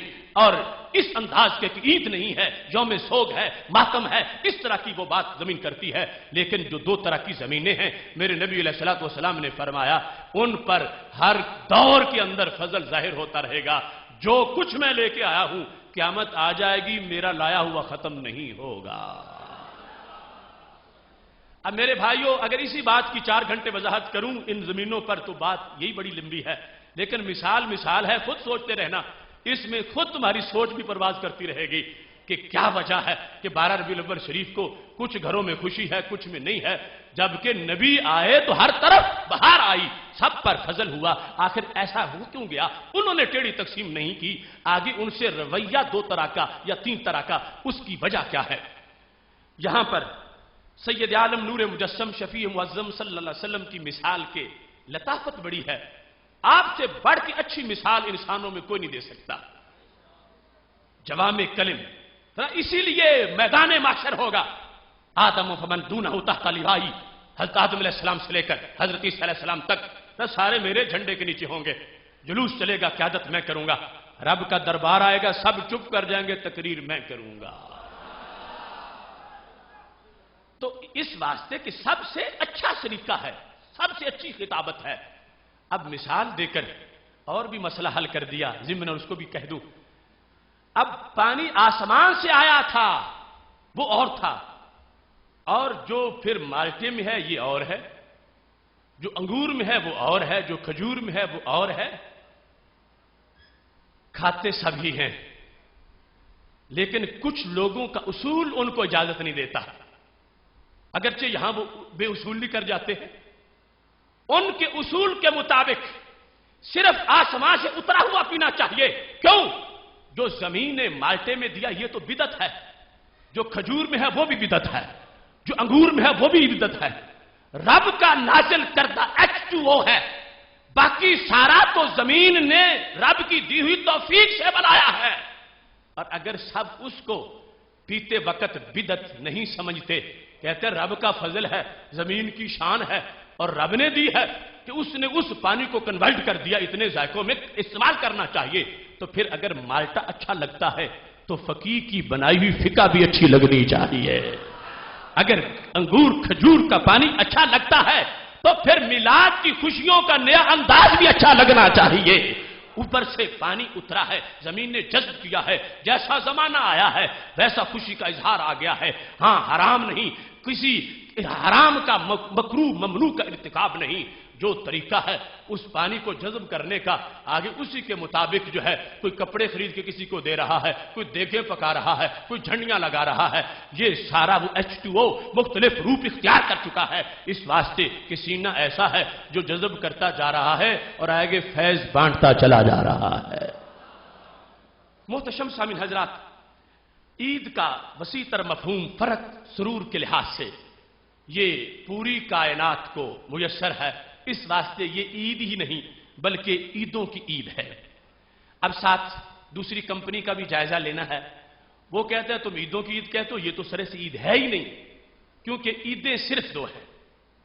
ان کا جھگڑا ہے, وہ کہتے ہیں عیدیں صرف 2 ہیں, تیسری ہے ہی نہیں. اور تم اس کو عید بھی مان رہے ہو اور عیدوں کی عید بھی مان رہی ہو اور کروڑوں عیدوں سے بڑی بھی مان رہے ہو, یہ کیسے ہو سکتا؟ اس سلسلہ میں چند حوالہ جات عرض کرتے ہوئے بات کو آگے بڑھاؤں گا. یہ میرے پاس الخطب المنبریہ فی المناسبات العصریہ سہل بن فوزان بن عبداللہ آل فوزان, جو حرم شریف کے فتوے, حرم شریف کے افتاء کی ڈیوٹیاں اور بہت سے امور کے لحاظ سے مہارت, اور اس پر مخالف کیمپ کو پورا ناز. یہ ان کی کتاب جو ہے اس کے 2 حصے ہیں. دوسرے حصے کے اندر صفحہ نمبر 367 اس کے اندر یہ لکھا ہے ففی الدنیا للمؤمنین ثلاثۃ اعیاد، ففی الدنیا للمؤمنین ثلاثۃ اعیاد، دنیا میں مومنوں کی 3 عیدیں ہیں۔ ثلاثہ کا مطلب کیا ہوتا ہے؟ ثلاثۃ آیات کا کیا مطلب ہے؟ 3 عیدیں۔ آیات عید کی جمع ہے۔ مسلمانوں کے لیے دنیا میں کتنی عیدیں ہیں؟ 3۔ ابھی آغاز ہے، اس کے بعد آگے اس کی مزید وضاحت ہوگی۔ لہذا وہ جو ان لوگوں نے گلی گلی جھگڑا کر رکھا ہے کہ تم عید لیے پھرتے ہو، عید بناتے ہو، عید کہتے ہو، عیدیں تو ہیں ہی 2، تم کہتے اپنے گھر دیکھ لو، ان سے پوچھو کہ عیدیں کتنی ہیں۔ عید پر جو بریک لگائی ہوئی تھی 2 کی، اس کو توڑنے کے لیے ان کو یہ دکھا رہا ہوں کہ وہ خود اس مقام پر عید کے لفظ پر بحث کرتے ہوئے لکھا کہ دنیا میں مومنین کے لیے جو ہیں وہ 3 عیدیں ہیں۔ لہذا پتہ چلا کہ 2 سے آگے بھی کچھ سوچنا چاہیے، 3 عیدیں بھی ہیں۔ اس کے بعد صرف 3 نہیں، 3 سے زیادہ بھی ہیں۔ یہ میرے پاس جامع ترمذی ہے، اس کے اندر حدیث شریف موجود ہے کہ عیدوں کی بحث سورہ مائدہ کے بیان کے اندر عیدوں کا ذکر کرتے ہوئے یہاں پر قال رجل من اليهود لعمر بن الخطاب یا امیر المومنین لو علینا انزلت هذه الآیہ اليوم اکملت لکم دینکم واتممت علیکم نعمتی ورضیت لکم الاسلام دینا لاتخذنا ذلك اليوم عیدا۔ حضرت عمر رضی اللہ تعالیٰ عنہ کو ایک یہودی نے کہا، اے عمر امیر المومنین ہو تم، اگر یہ آیت ہماری کتاب میں اترتی جو تمہاری کتاب میں اتری ہے، لَاتَّخَذْنَا ذَلِكَ الْيَوْمَ عیدا، تو جس دن یہ اترتی ہم اس دن کو عید بناتے۔ کون سی آیت؟ الْيَوْمَ أَكْمَلْتُ لَكُمْ دِينَكُمْ، کہ آج میں نے تمہارے لیے تمہارے دین کو مکمل کر دیا۔ دشمنوں کو بھی پتا ہے کہ اس میں شان بڑی ہے کہ ڈوز دی جاتی رہی رب کی طرف سے انسانیت کو، لیکن یہ نہیں کہا کسی دور میں جو دینا تھا دے دیا ہے۔ یہ 12 ربیع الاول شریف کی چاندنی ہے کہ پہلی مرتبہ یہ اعلان ہوا، انسانیت جو تمہیں میں نے دینا تھا میں نے دے دیا ہے، تمہارے لیے تمہارا دین مکمل کر دیا۔ اب وہ کہنے لگے اگر یہ آیت ہمیں ملتی تو ہم اس کو عید بناتے، اس دن کو۔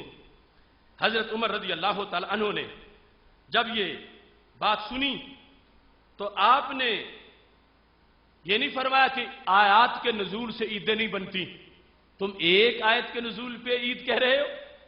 ہرگز حضرت عمر رضی اللہ تعالی عنہ نے یہ نہیں کہا، بلکہ فرما انی لعالم، میں یہ جانتا ہوں، ای یوم نازلت ہذہ، جس دن یہ اتری ہے اس دن کو میں جانتا ہوں، اور اس کا نتیجہ کیا ہے؟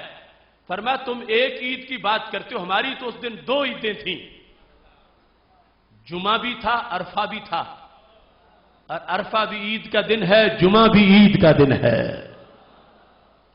بلکہ اس مقام پر ترمذی کے اندر یہ لکھا ہے کہ حضرت عبداللہ بن عباس رضی اللہ تعالی عنہ نے یہ آیت پڑھی، الیوم اکملت لکم دینکم، تو ایک یہودی نے کہا کہ یہ آیت اگر ہم پہ نازل ہوتی لاتخذنا یومہا عیدا، ہم اس کے نزول کو عید بنا لیتے، یہ یہودی نے کہا۔ تو حضرت عبداللہ بن عباس رضی اللہ تعالی عنہ نے کیا جواب دیا؟ فرما انہا نزلت فی یوم عیدین، تم ایک عید کی بات کرتے ہو، یہ تو 2 عیدوں والے دن نازل ہوئی تھی، 2 عیدوں والے دن۔ اب میں نے عیدیں 4 ثابت کرنی ہیں، کیوں؟ یہ 2 عیدیں کون سی ہیں؟ کیا عید الفطر یا عید الاضحیٰ ہے؟ نہیں، یہ تھا عرفہ کا دن، 9 ذو الحج کا دن، 9 ذو الحج کا دن، اور 9 ذو الحج نہ عید الفطر ہو سکتی ہے نہ عید الاضحیٰ ہو سکتی ہے۔ 9 ذو الحج کو عید الفطر بھی نہیں ہو سکتی جو 1 شوال کو ہوتی ہے، 9 ذو الحج کو عید الاضحیٰ بھی نہیں ہو سکتی جو 10 ذو الحج کو ہوتی ہے۔ تو دن 9 ذو الحج کا ہے اور عیدیں 2 ہیں، تو پتہ چلا حضرت عبداللہ بن عباس حضرت عمر رضی اللہ تعالیٰ عنہ نے مزید وضاحت کر دی ہے کہ عیدیں 3 نہیں، عیدیں تو 4 ہیں. ایک عید الفطر ہے، دوسری عید الاضحیٰ ہے، تیسری یوم عرفہ ہے، چوتھی یوم جمعہ ہے. لہذا 4 عیدوں کا قول جامع ترمذی کے اندر امیر المومنین حضرت عمر فاروق رضی اللہ تعالیٰ عنہ اور حضرت عبداللہ بن عباس رضی اللہ تعالیٰ عنہ کی طرف سے کر دیا گیا ہے. کیا آج کے ان ملاؤں مفتیوں کو پتا ہے زیادہ دین کا، یا امیر المومنین کو زیادہ پتا ہے، یا ابن عباس کو زیادہ پتا ہے، یا امت کے ترجمان کو زیادہ پتا ہے؟ تو حضرت عبداللہ بن عباس رضی اللہ تعالیٰ عنہ کے قول کے مطابق عیدیں تو اب 4 سامنے آ گئیں. فرمایا جس دن یہ اترا فی یوم عیدین، 2 عیدوں کے دن اس کا نزول ہوا، اور وہ دن نہ عید الفطر کا دن ہے نہ عید الاضحیٰ کا دن ہے. ان کو 2 کیوں کہا؟ ایک عرفہ ہونے کی وجہ سے اور دوسرا جمعہ ہونے کی وجہ سے 2 عیدیں ہیں. اس سے پتا چلا کہ نہ تو یہ فکر تھی صحابہ کی کہ ڈٹ جاتے یہودی کے مقابلے میں کہ تمہارا دین جھوٹا ہے اور تم آگے بھی بدعتیں پھیلا رہے ہو کہ عید کے نزول پر ایک آیت کے نزول پر عیدوں کے قول کرتے ہو. عیدیں ایسی نہیں بنتی. عید جو ہے وہ صرف 2 ہے. ہرگز اس طرح کی بات نہ ابن عباس نے کی نہ حضرت عمر رضی اللہ تعالیٰ عنہ نے کی. تو پتا چلا ان کی بھی سوچ یہی تھی کہ آیت کے نزول پر عید بنتی ہے، تم ایک کی بات کرتے ہو. ہماری تو رب نے 2 عید بنائی تھی. اب سوچو ذرا، اگر سینے میں بغض اور حسد نہ ہو تو پھر جھگڑا کیوں ہے؟ اگر صحابہ کرام علیہم رضوان اور پھر حضرت عمر جن کے بارے میں نبی علیہ السلام کا فرمان ہے اشدہم فی امر اللہ عمر، دین کے مسئلے میں جتنے وہ سخت ہیں اتنا کوئی بھی نہیں ہے. وہ عمر جس وقت کہتے ہیں آیت کا نزول، اور پھر میں جانتا ہوں کہ جس دن میں نازل ہوئی ہے، جس وقت عید کے لفظ پر انہوں نے چڑ محسوس نہیں کی اور یہ نہیں کہا کہ اس دن کی تو کوئی خاص نماز ہی نہیں کہ عید بنے. عید تو تب بنتی ہے جب نماز ہوتی ہے. ابن عباس نے یہ نہیں کہا یہودیوں عید کیسے بنے گی آیت اترنے سے، عید تب ہوتی ہے جب عید کی کوئی نماز ہوتی ہے. یہ آج لوگوں نے حوصلے بنا لیے ہیں کہ میلاد کی عید مانتے ہو تو نماز بھی میلاد کی دکھاؤ. عید کے لیے نماز کا ہونا کوئی ضروری نہیں ہے. اب دیکھو جہاں پر عید کا ذکر صحابہ کر رہے ہیں عید ہے مگر عید کی کوئی نماز نہیں ہے. چونکہ عید کا لفظ لغت میں سینکڑوں ڈکشنریاں پیش کر سکتا ہوں کہ جس کے اندر محض مطلب ہی ایسا ہے کہ جس میں راحت ہو، سرور ہو، خوشی ہو اور ہو دین کی وجہ سے. جس وقت وہ دن ہے اس کے لحاظ سے عید کا اطلاق کیا گیا. اب یہاں پر اس کو عید مانا گیا ہے اور عید لحاظ سے جب ایک آیت کا نزول عید رکھتا ہے شان عید کی، تو جن کے سینے پہ پورا قرآن اترا ہو، جس دن وہ سینہ دنیا پہ آیا ہے، اس دن کو عید ماننے میں میرے قباحت کیا؟ کیوں لوگوں نے تنگی کر رکھی ہے؟ کیوں لوگوں نے پیمانے اپنے جو ہے ان کو تنگ کر رکھا ہے؟ کیوں ان کے ذہنوں پہ ایک جمود طاری ہے؟ کیوں حسد نبی علیہ السلام کی ذات سے ہوتا ہے؟ کیوں بغض سینوں میں ہے؟ وہ کھلے دل سے مانے. ابھی میں بتاؤں گا اپنے گھروں میں انہوں نے بڑی اور بھی عیدیں مانی ہوئی ہیں اور لفظ عید سے اس کو بیان کرتے ہیں، لیکن سرکار کے آنے کے دن کو اتنا بخل، اتنی کنجوسی، اتنا حسد کہ دوسروں کی جھنڈیاں بھی جلا دیں، دوسروں کے جھنڈے بھی اتار دیں اور باقاعدہ پہلے گھر دیا جلتا ہو اس دن ضرور بجھا کے ہی بیٹھے کہ پتہ چلے کہ زمین شور ہے یا سیم زدہ ہے.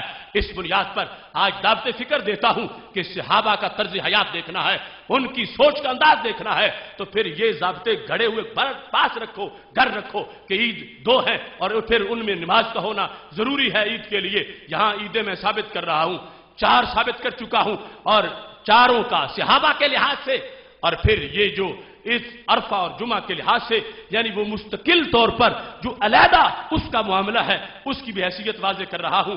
بلکہ اگلی حدیث جو ہے اس میں اس کی تفصیل یہ سنن نسائی کے اندر میرے نبی علیہ الصلوۃ والسلام کا فرمان ہے. یہاں یہ جلد نمبر 3 ہے قاہرہ کی چھپی ہوئی. اس کے اندر سید عالم نور مجسم شفیع معظم صلی اللہ علیہ وسلم کا فرمان حدیث نمبر 3004 ہے اور اس میں عیدیں کتنی ہیں؟ 5 ہیں. عیدیں کتنی ہیں؟ کتنی عیدیں ہیں؟ اور 5. یہ بیان کسی مفتی صاحب نے نہیں کی، کسی امام نے نہیں کی، یہ سارے رسولوں کے سردار حضرت محمد مصطفیٰ صلی اللہ علیہ وسلم نے بیان کی ہے. لہذا وہ سوچ سیم زدہ ایریے کی ہے جو کہے عیدیں صرف دو ہیں، اور یہ بات مدینہ شریف کی ہے۔ میرے نبی علیہ السلام کا فرمان سنو، موسیٰ بن علی کہتے ہیں سمیت ابی یحدث عن عقبہ بن عامر، میرے ابا جی نے حضرت عقبہ بن عامر رضی اللہ تعالیٰ عنہ سے یہ حدیث روایت کی، ان رسول اللہ صلی اللہ علیہ وسلم قال، کہ نبی علیہ السلام نے فرمایا، ان یوم عرفہ، گنتے رہنا، عرفہ کا دن،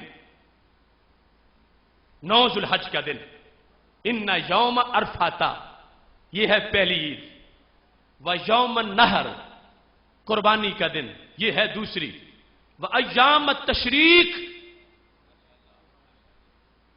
ایام تشریق 11 12 13، عید و نا اہل الاسلام، 5 کا ذکر کر کے میرے نبی علیہ السلام نے ارشاد فرمایا، ان یوم عرفہ و یوم النحر، ایک یوم عرفہ اور پھر یوم نحر، اور اس کے ساتھ جو تکبیرات تشریق پڑھتے ہو، اس کے لحاظ سے ان دنوں کو شمار کر کے سید عالم نور مجسم شفیع معظم صلی اللہ علیہ وسلم نے آگے لفظ کیا بولا ہے، عید و نا، یہ ساری ہماری عیدیں ہیں۔ سرکار فرماتے ہیں یہ ہماری، زور سے بولو، یہ ہماری، اب کہتے ہوئے سینہ ٹھنڈا ہے، یہ ہماری، اور ہماری کے ساتھ کیا بولا، عیدنا اہل الاسلام، ہم اہل اسلام کی عیدیں ہیں، ہم اہل اسلام کی عیدیں ہیں، ہم اہل اسلام کی عیدیں ہیں۔ سید عالم نور مجسم شفیع معظم صلی اللہ علیہ وسلم کی جلوہ گری سے تشریق کو جو نور ملا، عرفہ کو سرور ملا، یوم نحر کو جو روشنی ملی، جن کے صدقے یہ ساری عیدیں آباد ہوئی، جن کی زبان سے ان کے عید ہونے کا بیان ہوا، جس دن وہ خود جلوہ گر ہوئے، بتاؤ وہ عید کتنی بڑی عید ہوگی زمانے کی۔ نبی اکرم نور مجسم شفیع معظم صلی اللہ علیہ وسلم نے ایام تشریق کو مطلقاً عید کہا، تو اب پتا کیا چلا، یہاں پر وہ عید الفطر کا تو ذکر ہی نہیں آیا، تو پھر چھٹی تو وہ بن گئی۔ اس بنیاد پر یہ جو ڈاؤن سائزنگ والے ہیں عیدوں کے لحاظ سے، کہاں بریک ان کی لگے گی، ادھر تو بڑھتی جا رہی ہیں، 2 سے 3، 3 سے 4، 4 سے 5، 5 سے 6، اور پھر یہ وہ ہیں جو میلاد کے صدقے بنی ہیں، جو نبی اکرم نور مجسم شفیع معظم صلی اللہ علیہ وسلم کی آمد سے بنی ہیں، جن کی آمد سے دنوں کو یہ روشنی ملی اور عید بن گئے، ان کی آمد کا دن ساری عیدوں سے بڑی عید کی حیثیت رکھتا ہے۔ محتشم سامعین حضرات، اب یہاں پر اس چیز کا تذکرہ ہے کہ دن آیا ہوا ہو 12 ربیع الاول شریف کا، تو امتی کو پھر یاد کیوں نہ آئے، میرے نبی علیہ السلام کا خیال کیوں نہ آئے۔ دیکھو عید منانے والے اور عید بتانے والے، ان کا انداز کتنا عجیب ہے۔ صحیح بخاری شریف کے اندر اس کا تذکرہ موجود ہے۔ حضرت اسماء بنت ابی بکر رضی اللہ تعالی عنہ، جو عائشہ صدیقہ رضی اللہ تعالی عنہ کی بڑی بہن ہے، یہ غار میں سرکار کے لیے کھانا لے کے جانے والی حضرت اسماء بنت ابی بکر 74 ہجری تک جو زندہ تھیں، بخاری شریف میں حدیث نمبر 1796 ہے، اس کے اندر یہ ذکر موجود ہے کہ حضرت اسماء بنت ابی بکر جب مکہ شریف میں آتی تھیں تو ایک پہاڑی کے پاس سے گزرتی تھی، حجون پہاڑی، یہ جنت المالا والی سائٹ۔ جب اس پہاڑی کے پاس آتی تھیں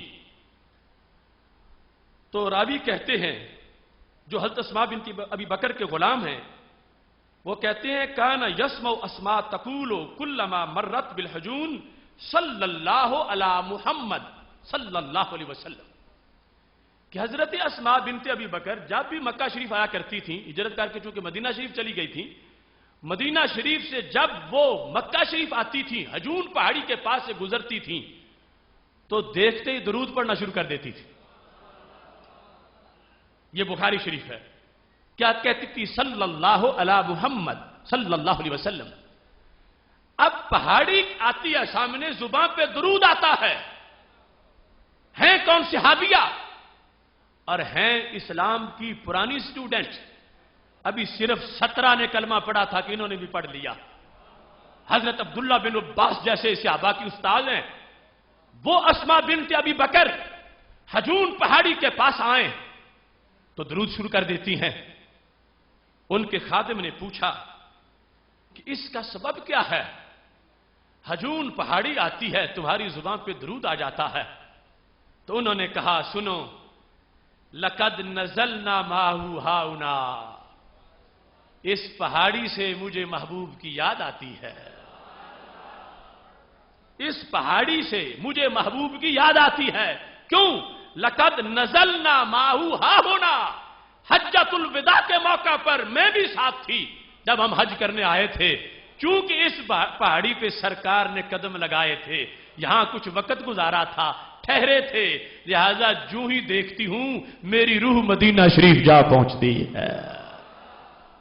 حجون کی پہاڑی کو دیکھے تو درود شروع ہے، اور ادھر نام نہاد لوگوں نے اذان بھی ہو پھر بھی نہیں پڑھنے دیتے. ادھر پہاڑی آئے تو درود آ جاتا ہے. پہاڑی صبح آئیں پھر بھی درود پڑھے، شام آئیں پھر بھی درود پڑھے، دن کو آئیں پھر بھی 10 بجے آئیں پھر بھی 11 بجے آئیں پھر بھی. یہ ہم سے آیتیں پوچھتے ہیں، 12 بجے کی آیت دکھاؤ، 1 بجے کی آیت دکھاؤ، 2:30 بجے کی آیت دکھاؤ. اسما کہہ رہی ہے سنو، وہ جو رب نے فرما دیا ہے صلو علیہ وسلم، وہ ہر سیکنڈ کی آیت آ چکی ہے. اب دیکھتی ہیں حجون کو، سرکار کی یاد کرتی ہیں، سرکار کا ذکر ہوتا ہے.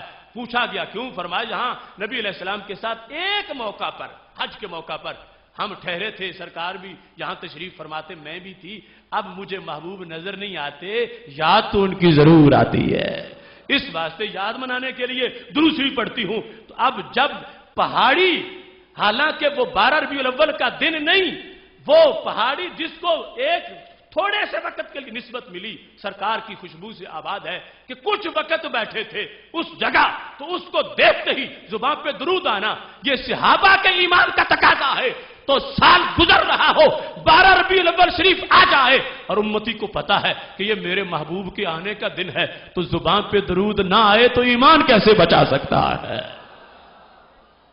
لوگوں نے تقاضے پتہ نہیں کہاں سے گھڑے اور کس انداز کی دلیلیں اور کہاں سے سیم زدہ شور ایریا کو باتیں ملتی ہیں.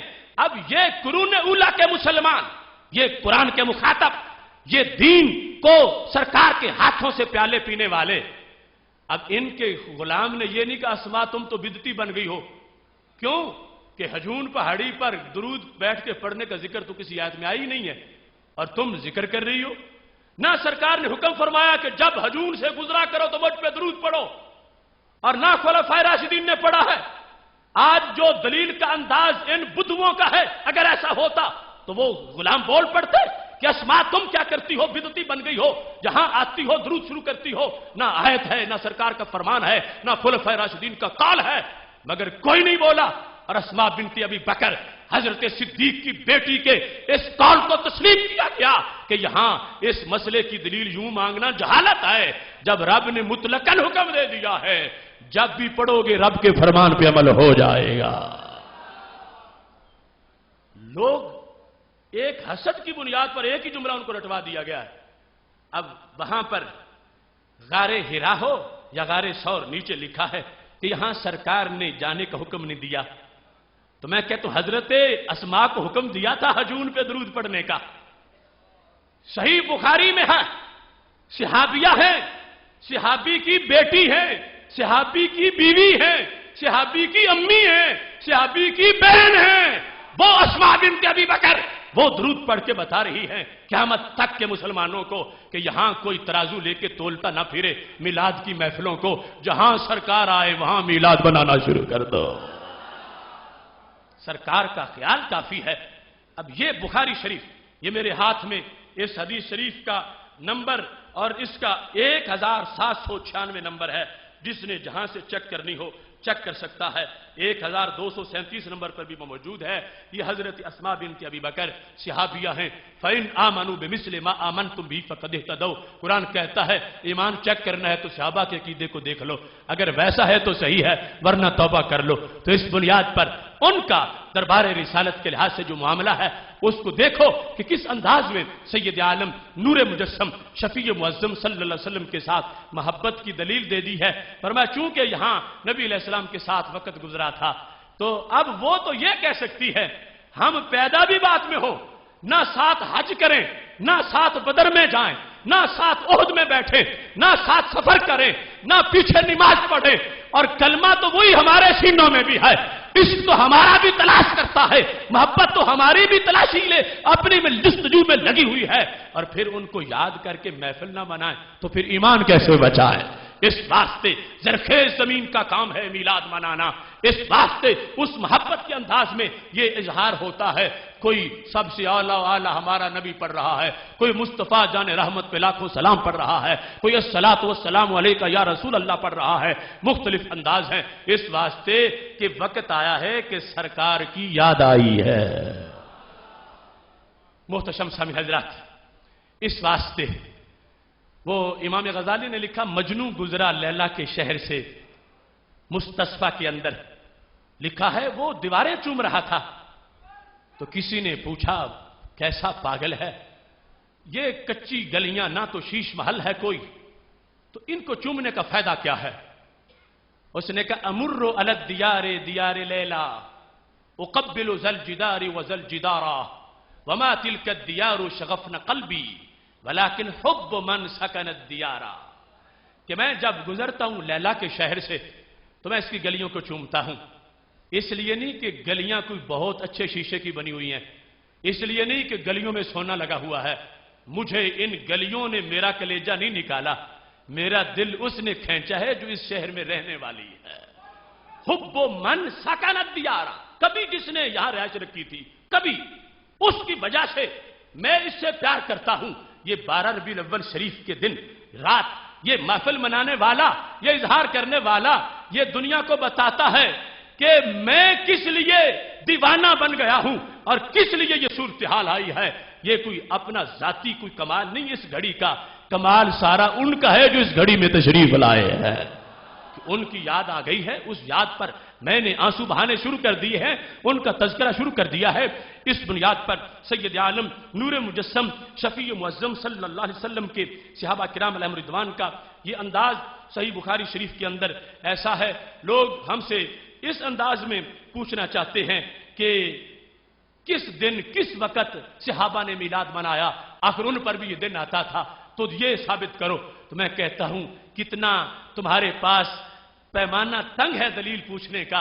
तुम ये पूछते हो किस दिन किस वक्त मनाया है, मैं पूछता हूं किस दिन मनाना छोड़ा है और किस घड़ी में भूले हैं, किस दफा उनको ये बात याद नहीं रही। रब्बे काबा की कसम है, हम एक दिन बैठे 4 दिन बैठे, सब छोड़ के काम अपने तसव्वुरात सारे ख्यालात हटा के उधर तवज्जो करके सोचते रहें। हमारे सामने वो पर्दा नहीं हटता जो सहाबा के सामने आंख खोलते ही हट जाता था, जिनकी हर सुबह सुबह ईद होती थी, जिन्हें रोजाना अपने महबूब की दीद होती थी, जो अपनी आंखों के कटोरे उनके हुस्न के समुंदर से भरते रहते थे।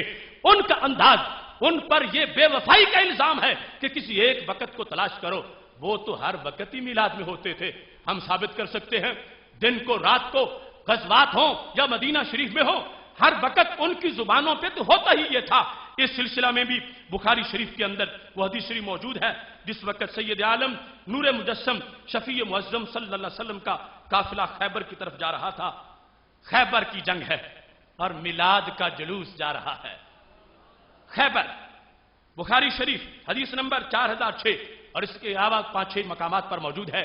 रात का वक्त है, सन्नाटा है, काफिला चल रहा है और नात मेरे नबी अलैहिस्सलाम की पढ़ी जा रही है और तज़किरा मीलाद का हो रहा है, तज़किरा मीलाद का जारी है। अल्लाहुम्मा लौला अंता महतादैना वला तसद्दकना वला सल्लैना, महबूब अगर तुम ना होते हम कहां होते, तुम ना होते हम कहां होते, ना नमाज पढ़ते ना रोजा रखते। अब बताओ जलसा मिलाद नहीं तो और क्या है, जुलूस मिलाद नहीं तो और क्या है।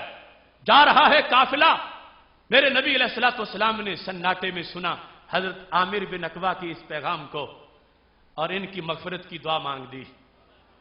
حضرت عمر کہتے ہیں جیسے سرکار خوش ہو کہ جنگ کے موقع پر یہ کہہ دیں اس کی شہادت کا وقت آ جاتا ہے۔ کہنے لگے لولا متا تنا بھی، محبوب اگر آج یہ نہ بولتے، اس کی زندگی آپ تھوڑی سی لمبی کر دیتے تو کتنا اچھا تھا۔ آپ لمبی کرتے، بخاری ہے، آپ نہ بولتے تو شہادت نہ ہوتی، آپ نے مغفرت کہہ دی شہادت ہو جائے گی۔ اگر آپ آج نہ بولتے ہم مزید میلاد سنتے رہتے، ان سے ہم ان کی نعتیں سنتے، ان سے مزید سنتے رہتے۔ اب یہاں پر شارحین نے بالخصوص ارشاد الساری کے اندر کہا کہ اللہم جو شروع میں ہے، یہ نہیں کہ وہ بات رب کی کر رہے ہیں اللہ تو نہ ہوتا تو ہم نہ ہوتے، اللہ تو ہے ہی ہے۔ بات کس طرح کا؟ اللہم یوں کا ہے جیسے بات کرنے سے پہلے بسم اللہ پڑھا جاتا ہے، اور بات کر رہے ہیں محبوب سے۔ محبوب تم نہ ہوتے ہم کہاں ہوتے، اے کہ پرتو تیرے ہاتھ کا مہتاب کا نور، چاند بھی چاند بنا پاک اشارہ تیرا، چشم ہستی صفت دیدہ آما ہوتی، دیدہ کن میں گر نور نہ ہوتا تیرا۔ یہ مضمون میلاد کا بیان ہو رہا ہے جو اقبال بعد میں اس کا ترجمہ کرتے ہیں۔ اب یہ ہے صحابہ کی ادا خالی کون سی ہے محفل میلاد سے؟ وہ تو ہر وقت کر رہے ہیں، ہر وقت، ہر جنگ، ہر تذکرہ، ہر جہت ان کی ہے۔ اس واسطے اگر دل میں کھوٹ نہ ہو تو مجبوری کوئی نہیں، اور کسی لحاظ سے کوئی تردد کی وجہ بھی نہیں بچتی۔ انسان کو کھلے دل سے نبی اکرم نور مجسم شفیع معظم صلی اللہ علیہ وسلم کی اس خوشی پر خوش ہونا چاہیے۔ جب ایک کافر نوازا گیا تھا تو ہو امتی غلام اور خوشی کرے تو وہ محروم کیسے رہ سکتا ہے؟ اس سلسلہ میں بخاری شریف میں موجود ہے، حدیث شریف 5101 ہے کہ ابو لہب نے جس وقت سویبہ کو آزاد کیا تھا، میرے نبی علیہ السلام کی ولادت کی اس نے خوشخبری سنائی تھی، تو انگلی سے اس کو آزاد کر دیا۔ بخاری شریف میں ذکر موجود ہے، عروہ کہتے ہیں وہ سویبہ تو مولا تو لے ابی لہب وکان ابو لہب آتا کہا، ابو لہب نے اس کو آزاد کیا تھا۔ اس کے بعد کہتے ہیں مات ابو لہب، ابو لہب فوت ہو گیا۔ اس کے خاندان میں سے کسی نے اس کو خواب میں بڑی اچھی حالت میں دیکھا، حالانکہ کٹر کافر تھا، مشرک تھا، اچھی حالت میں دیکھا تو قال لہ ماذا لقیتا، پوچھا کہ کیا خوش بڑے ہو، اچھی حالت کی ہے، کیا تمہارے ساتھ معاملہ ہوا وہاں پہ؟ یہ کوئی لیلا مجنو کی داستان نہیں، بخاری شریف ہے۔ ماذا لقیتا، ابو لہب سے خواب میں پوچھا دیکھنے والے نے تجھے کیا ملا، معاملہ کیسے ہوا؟ تو اس نے کہا لم القا بعدکم خیرہ، بس جب سے مرا ہوں روزانہ مجھے توڑی لگاتے رہتے ہیں، کوئی خیر مجھے نہیں ملی، عذاب کا سامنا کرنا پڑتا ہے۔ غیر انی سکیت فی ہذہ، لیکن اس سے مجھے پلایا جاتا ہے، سکیت مجھے پلایا جاتا ہے، فی ہذہ اس انگلی سے، کیوں؟ بے اطاقتی سویبتا، اس واسطے کہ میں نے سویبہ کو اس سے آزاد کیا تھا، باقی تو میرے لیے کوئی خیر نہیں ہے، لیکن اس سے چونکہ خوشخبری آئی، میں نے خوش ہو کے آزاد کیا اس سے، تو اس سے مجھے ملتا ہے جو پلاتا ہے مجھے، وہ دودھ ہو، وہ شہد ہو، پانی ہو، مجھے سکی تو اس سے پلایا جاتا ہے۔ اب یہاں پر ایک کافر بندہ ہے، اس کے لحاظ سے اس نے خوشی کی، حالانکہ کفار کے لیے کوئی تخفیف نہیں ہے، لیکن اس کے باوجود نبی علیہ السلام کی نسبت سے خصائص موجود ہیں، جس کا ذکر بخاری شریف میں تذکرے میں دیگر مقامات پر بھی ہے۔ یہاں پر ابن منیر محمد بن ناصر دمشقی جو ہے امام شمس الدین، انہوں نے اس حدیث پر بحث کرتے ہوئے یہ لکھا، کہتے ہیں اذا کان ھذا کافرا جاء ذمہ بتبت یداہ فی الجحیم مخلدا اتا انہ فی یوم الاثنین دائما یخفف عنہ للسرور باحمدا فما الظن بالعبد الذی کان عمرہ باحمدا مسرورا ومات موحدا۔ یہ 3 اشعار اس پر انہوں نے لکھ دیے، کہتے ہیں جب یہ پکا کافر تھا اور کافر ہی مرا تھا، اور تبت یدا ابی لہب، تبت کے ساتھ اس کی مذمت بھی آئی ہے، وہ ابو لہب جو ہے بے تبت یداہ فی الجحیم مخلدا، دائمی جہنمی ہے، اس کا ذکر آیا अता अन्नहु फी यौमुल इस्नैन दाइमन, कि हर पीर के दिन युखफ़फ़ु अन्हु, उसका अजाब हल्का कर दिया जाता था। हर पीर को उसका अजाब हल्का कर दिया जाता था। लिस्सुरूर बिअहमदा, क्योंकि उसने हजरत मोहम्मद सल्लल्लाहु अलैहि वसल्लम की खुशी मनाई थी, अगरचे नबी समझ के नहीं, उसने इसके अलावा रिश्तेदारी की बुनियाद पर खुशी मनाई थी, तो तखफीफ हो गई। तो इमाम शमसुद्दीन कहने लगे, फमज़्ज़न्नु बिल अब्दिल्लज़ी कान उम्रुहु, फिर उस आशिक की क्या शान है कि जिसकी सारी उम्र ही खुशी में गुजर गई है। काना उम्रहु बिअहमदा मसरूरा, कि सारी उम्र ही मसरूर रहा है। वह माता मुवाहिदा, और मुशरिक नहीं मरा, तौहीद परस्त फौत हुआ है। जब एक मुशरिक के लिए यह है, तो तौहीद परस्त को इससे कितना फायदा पहुंचेगा। इस बुनियाद पर यह अंदाज जिसमें यह तज़किरा मैंने सिहा से आपके सामने जिक्र किया, ये इसकी असल है। आगे उसके लिहाज से जो नफ्सल अमर की सूरतें हैं, उसका हुक्म अखज़ किया जाता है। इस सिलसिला में मैं मिसाल देकर एक बात वाज़ेह करना चाहता हूं। सहाबा किराम अलैहिम रिदवान दीन की असल हैं, और हम दीन की असल नहीं, हम दीन की फरा हैं।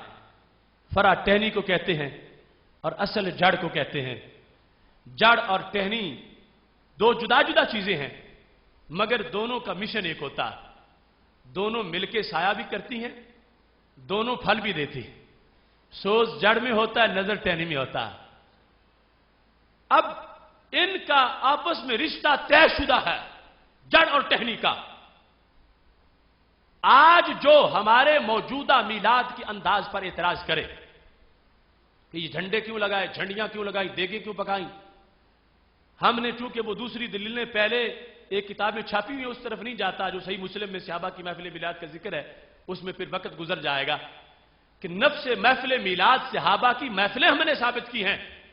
अब कोई कहता है वो तो सिर्फ बैठ के जिक्र कर रहे थे, तुम लाइटिंग करते हो, देखें भी पकाते हो, ये हर चीज दिखाओ वहां से, तो फिर हम तुम्हें मनाने देंगे, फिर समझेंगे कि वहां से चल के आई है। तो मैं ये सिर्फ अर्ज करना चाहता हूं कि सहाबा असल हैं, हम फरा हैं। असल जड़ है, फरा टहनी है, और जड़ टहनी का रिश्ता बड़ा मजबूत है। अफजल जड़ है, सोज उसका होता है, नजर टहनी में आता है। आज जो हमारे ऊपर एतराज करता है कि सहाबा की वैसी महफिल थी, तुम्हारी ऐसी है, तो मैं कहता हूं इस शख्स का इदराक झंझोड़ने की जरूरत है। जड़ टहनी का मसलक एक है, मिशन एक है, मगर कुछ फर्क भी है। जड़ जड़ है, टहनी टहनी है। न जड़ को टहनी बना सकते हो, न टहनी को जड़ बना सकते हो।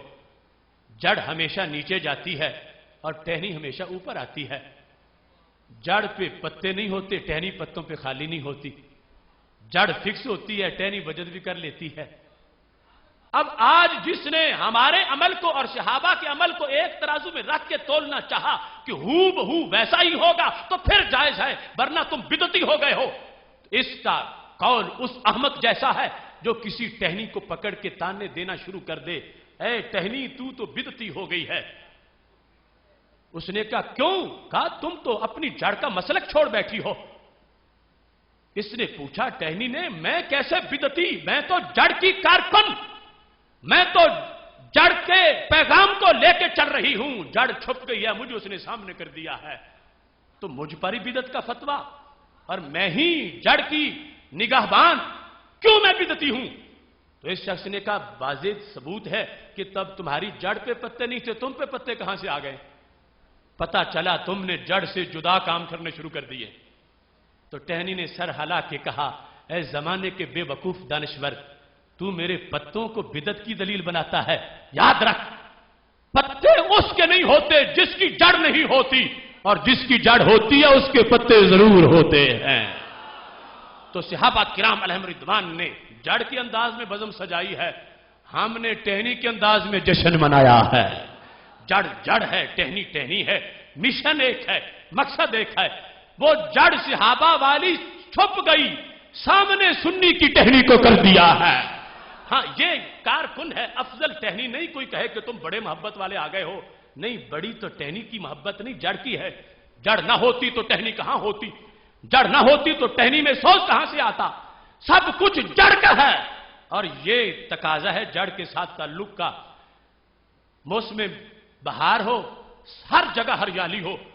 اگر آپ کو کوئی درخت پھر بھی روٹھا ہوا نظر آئے جو منکرے بہار ہو، اگر چیک کرو گے کہ آخر روٹھا ہوا کیوں ہے، کیا بہار کا حوالہ کمزور ہے یا اس کی اپنی بیماری ہے؟ تو تھوڑا سا کریدو گے تو پتہ چلے گا حوالہ زبردست ہے، بیماری اپنی ہے. بیچارے کی جڑیں ہی مر گئی ہیں. جڑیں صحیح ہوتی تو بہار کا پتہ ہوتا. تو جس درخت میں جان ہوتی ہے وہ اپنی بہار مناتا ہے، اور جس خوش بخت میں ایمان ہوتا ہے وہ اپنی بہار مناتا ہے. کبھی کٹی ہوئی جڑ والا درخت بہار میں ہرا نظر نہیں آ سکتا، اور کبھی مرے ہوئے یقین والا انسان ربیع الاول شریف میں خوش نظر نہیں آ سکتا. مبارک ہو سنیوں، جڑ بھی سلامت ہے اور مدینہ شریف سے فیض بھی پہنچتا جا رہا ہے. محتشم سامعین حضرات، اب تھوڑا سا ویو دینا ان کو آئینہ دکھانے کے لحاظ سے کہ ہمارے لحاظ سے دانت اور ہیں، اپنے گھر دانت اور ہیں. اپنے گھر میں اور پھر سعودی عرب میں تیسری عید تسلیم کی گئی تو مفتی چپ کیوں رہے؟ تیسری عید پر فتویٰ کیوں نہیں لگایا؟ ہمیں کہتے ہیں عیدیں صرف 2 ہیں، اور وہاں میڈیا میں ہے، وہاں پریس میں ہے، وہاں سائن بورڈ ہے، وہاں اہتمام ہے. ایک عید کا جو تم سمجھ رہے ہوگے وہ نہیں ابھی ان کی قسمت میں، وہ پھر آنے والی ہے. وہ ایک ان کی اپنی عید ہے. اس کے لحاظ سے اب دیکھو میرے پاس پوری فائل ہے. ایک موقع تھا جب ملک خالد صحت مند ہو کے مصر سے آیا تھا. ایک موقع تھا جس وقت سلطان بن عبدالعزیز صحت مند ہو کے آیا تھا. ایک موقع تھا جس وقت سلمان بن عبدالعزیز صحت مند ہو کے آیا تھا. اور ایک موقع ہے جب ابھی شاہ عبداللہ صحت مند ہو کے آیا ہے. وہاں کے عرب کے اخبارات ان کو اگر آپ پڑھیں، یہ المدینہ اور اس کے علاوہ دیگر اخبارات، صحت پر جشن فتح منایا گیا، جشن خوشی صحت پر سرکاری سطح پر. اور اس کے لیے جو اہتمام اور اس کے لیے جو انداز ہیں، اتنے شاید آج ہم تو اپنا ہی نہیں سکے جتنی انہوں نے نئی باتیں کی ہیں. اور پھر فتوے ہم پہ بدعت کے لگتے ہیں اور ادھر کوئی یاد ہی نہیں ہے. اس سلسلہ میں صرف ایک فائل آپ کے سامنے رکھتا ہوں کہ جس وقت 24 ذوالحج 1430 ہجری 11 دسمبر 2009 رات 9 بجے ریاض ایئرپورٹ پر سلطان بن عبدالعزیز صحت مند ہونے کے بعد وہاں پہ اترا، اس کے بعد اس کے لیے اہتمام کیا تھا؟ اخبارات کے اندر، ریاض شہر کے اندر، سڑکوں کے اوپر، چوراہوں میں، اور بچیوں کا جلوس، عورتوں کا جلوس، اونٹوں کی قربانی، اونٹوں کو ذبح کرنا، قیدیوں کو جیل سے رہا کرنا، اور ریاض کے سب سے بڑے سٹیڈیم میں جلسے کرنا، اور یہ نعرے لگانا آج ہماری تیسری عید بن گئی ہے. یہ سب کچھ وہاں ہوا تو کہاں سو گئے مفتی؟ سرکار کی آمد تیسری عید نہ بن سکے تو سلطان بن عبدالعزیز کی آمد عید کیسے بن گئی ہے؟ اگر وہ فتوے جو ہم پہ لگتے ہیں شریعت زور دیتی ہے تو پھر شریعت کو تنخواہ نے کیوں روک لیا ہے؟ پھر وہاں بھی بولا جاتا، وہاں بھی اس کا اظہار ہوتا. یہ دیکھو پورا اشتہار، ایک نہیں ایسے ہزاروں چھپے، اس کے اوپر یہ پورا قصیدہ لکھا ہوا ہے، اور قصیدہ پڑھ کے تمہیں سنا دیتا ہوں. اس کے اندر یہ لکھا ہے: تباشری یا دولت العز من شانی اللہ وہب کے خادم البیت والدینی، تباشری یا دار غنا بالالحانی الیوم ثالث عید بعد عیدین. کہ سلطنت سعودیہ خوشا، تمہیں رب نے شان بڑی دی ہے کہ آج 2 عیدوں کے بعد تیری تیسری عید بن گئی ہے. الیوم ثالث عید بعد عیدین، ثالث عید. حالانکہ لفظ موتمر کا، لفظ احتفال کا، لفظ موکب کا، جلوس کا کوئی بولا جا سکتا تھا، لیکن لفظ بولا گیا عید کا. اور کیسا؟ تیسری عید کا. اور یہ نہیں کہ کسی نے گھر بیٹھ کے، یہ بین الاقوامی میڈیا ان کا وہاں سے چھپنے والا سب کے سامنے ہے. سلطان بن عبدالعزیز کی آمد کا دن تیسری عید کیوں قرار دیا گیا؟ اور پھر فتویٰ کیوں نہیں لگا؟ تو پتہ چلا جو میلاد کو تیسری عید نہ مانے بغض ہے، شریعت نہیں ہے. اگر شریعت ہوتی تو یہاں بھی شریعت بولتی. اور دیکھو اس کے لیے جو اہتمام ہے، اگر میں لقب پڑھوں تو تم کانوں کو ہاتھ لگاؤ. ہم جس وقت بات کرتے ہیں، یہ جو اس موقع پر مختلف کالم چھپے اخبارات کے اندر، اس میں یہ کہا گیا کہ جس وقت طیارے کا دروازہ کھلا اور سلطان بہر آیا، حلت البشائر بے وصول طائرہ سیدی ولی العہد، کہتے ہیں خوشیاں پھیل گئیں، وَنَوَّرَ الْوَطَن، وطن روشن ہو گیا. اور کہتے ہیں عرب کا کوئی گھر ایسا نہیں جس گھر میں سلطان کی خیرات نہ پہنچی ہو. ہوا صاحب الجود والکرم، کہتے ہیں یہ صاحب جود و کرم ہے. وہ جو قصیدہ درود تاج میں صاحب الجود والکرم ہم بولیں تو شرک کا فتویٰ لگے کہ تم نبی علیہ السلام کو صاحب جود کرم کہتے ہو. اور یہاں پر ان کے سلطان کے لیے انہوں نے یہ لفظ خود استعمال کیا، اور اس لفظ کو وہاں کے پریس کے اندر ذکر کیا گیا، لکھا گیا، سنا گیا، پڑھا گیا، سب نے دیکھا. یہ جو اخبار ہے اس کے اندر باقاعدہ اس تاریخ کے ساتھ صاحب الجود والکرم کے الفاظ موجود ہیں. سلطان القلوب، سلطان المحبوب القلوب، اور عز انسانیت اور سلمان انسانیت، اور ہر لفظ، ہر بڑی شان، یعنی جو اس انداز کیا جو نبیوں کے کیلیبر کی ہوتی ہیں کہ صاحب جود والکرم کا کوئی سعودی یا غیر سعودی گھر ایسا نہیں جس میں تمہاری خیرات نہ پہنچی ہو. ماننے پہ شور زمین، 12 ربیع الاول کی خیرات نہ مانے تو اس کو نہ مانے، اور ماننے پہ آ جائے تو اپنے ایک سلطان کی خیرات مان جائیں. ہم کہتے ہیں جھگڑے پھر مت کرو، تمہیں تمہارا سلطان مبارک، ہمیں نبیوں کے سلطان مبارک. اس مقام پر جو کچھ ہوا اس میں میں دلیل ان سے پوچھتا ہوں. 10 سوالات ہیں، ساری تفصیل نہیں کرتا. جس وقت ریاض سٹیڈیم میں اونٹ ذبح کیے گئے سلطان بن عبدالعزیز کی آمد پر، تو کس آیت میں لکھا ہے کہ کوئی صحت مند ہو جائے تو اونٹ ذبح کیے جائیں؟ اور پھر اتنی بڑی تعداد کے اندر، اور اس کے ساتھ جس وقت یہ سجون و مکہ تطلق سراح اول، یہ پہلی کھیپ قیدیوں کی نکل رہی ہے جیل سے، کیوں کہ سلطان بن عبدالعزیز کو صحت ملی ہے. یہ کس آیت میں ہے کہ کوئی بادشاہ صحت مند ہو جائے تو خوشی کے لیے قیدیوں کو رہا کیا جائے؟ صحت مل جائے تو پھر قیدیوں کو جیل سے نکالا جائے. آیت نہیں تو حدیث دکھا دیں، خلفائے راشدین کا قول دکھا دیں، صحابی کا قول دکھا دیں، کوئی ضعیف حدیث ہی دکھا دیں. کہاں ہوا جس کو یہ کہتے ہیں سب سے بڑی اسلامی سلطنت ہے، اس کے اندر خوشی صحت ملنے پر ہے ایک بندے کو، تو جس دن سارے جہاں کو صحت ملی تھی اس کی خوشی پھر ناجائز کیوں ہے؟ آخر ہم پوچھنے کا حق رکھتے ہیں. ٹھیک ہے مرکز پہ مسلط ہیں تو وہ ان کا معاملہ ہے، لیکن آخر کلیجہ ہمارے اندر بھی ہے، قرآن و سنت کا علم ہمارے ہاتھ میں بھی ہے. ہم حق رکھتے ہیں کہ میرے نبی علیہ السلام کی یاد میں اگر 4 بندے بھی مدینہ شریف کی شارع پہ کھڑے ہو جائیں تو انہیں شرطہ مرکزیہ میں بند کر دیا جائے. تو دوسری طرف سلطان بن عبدالعزیز کے لیے عورتیں جلوس نکالیں تو جائز کیوں ہے؟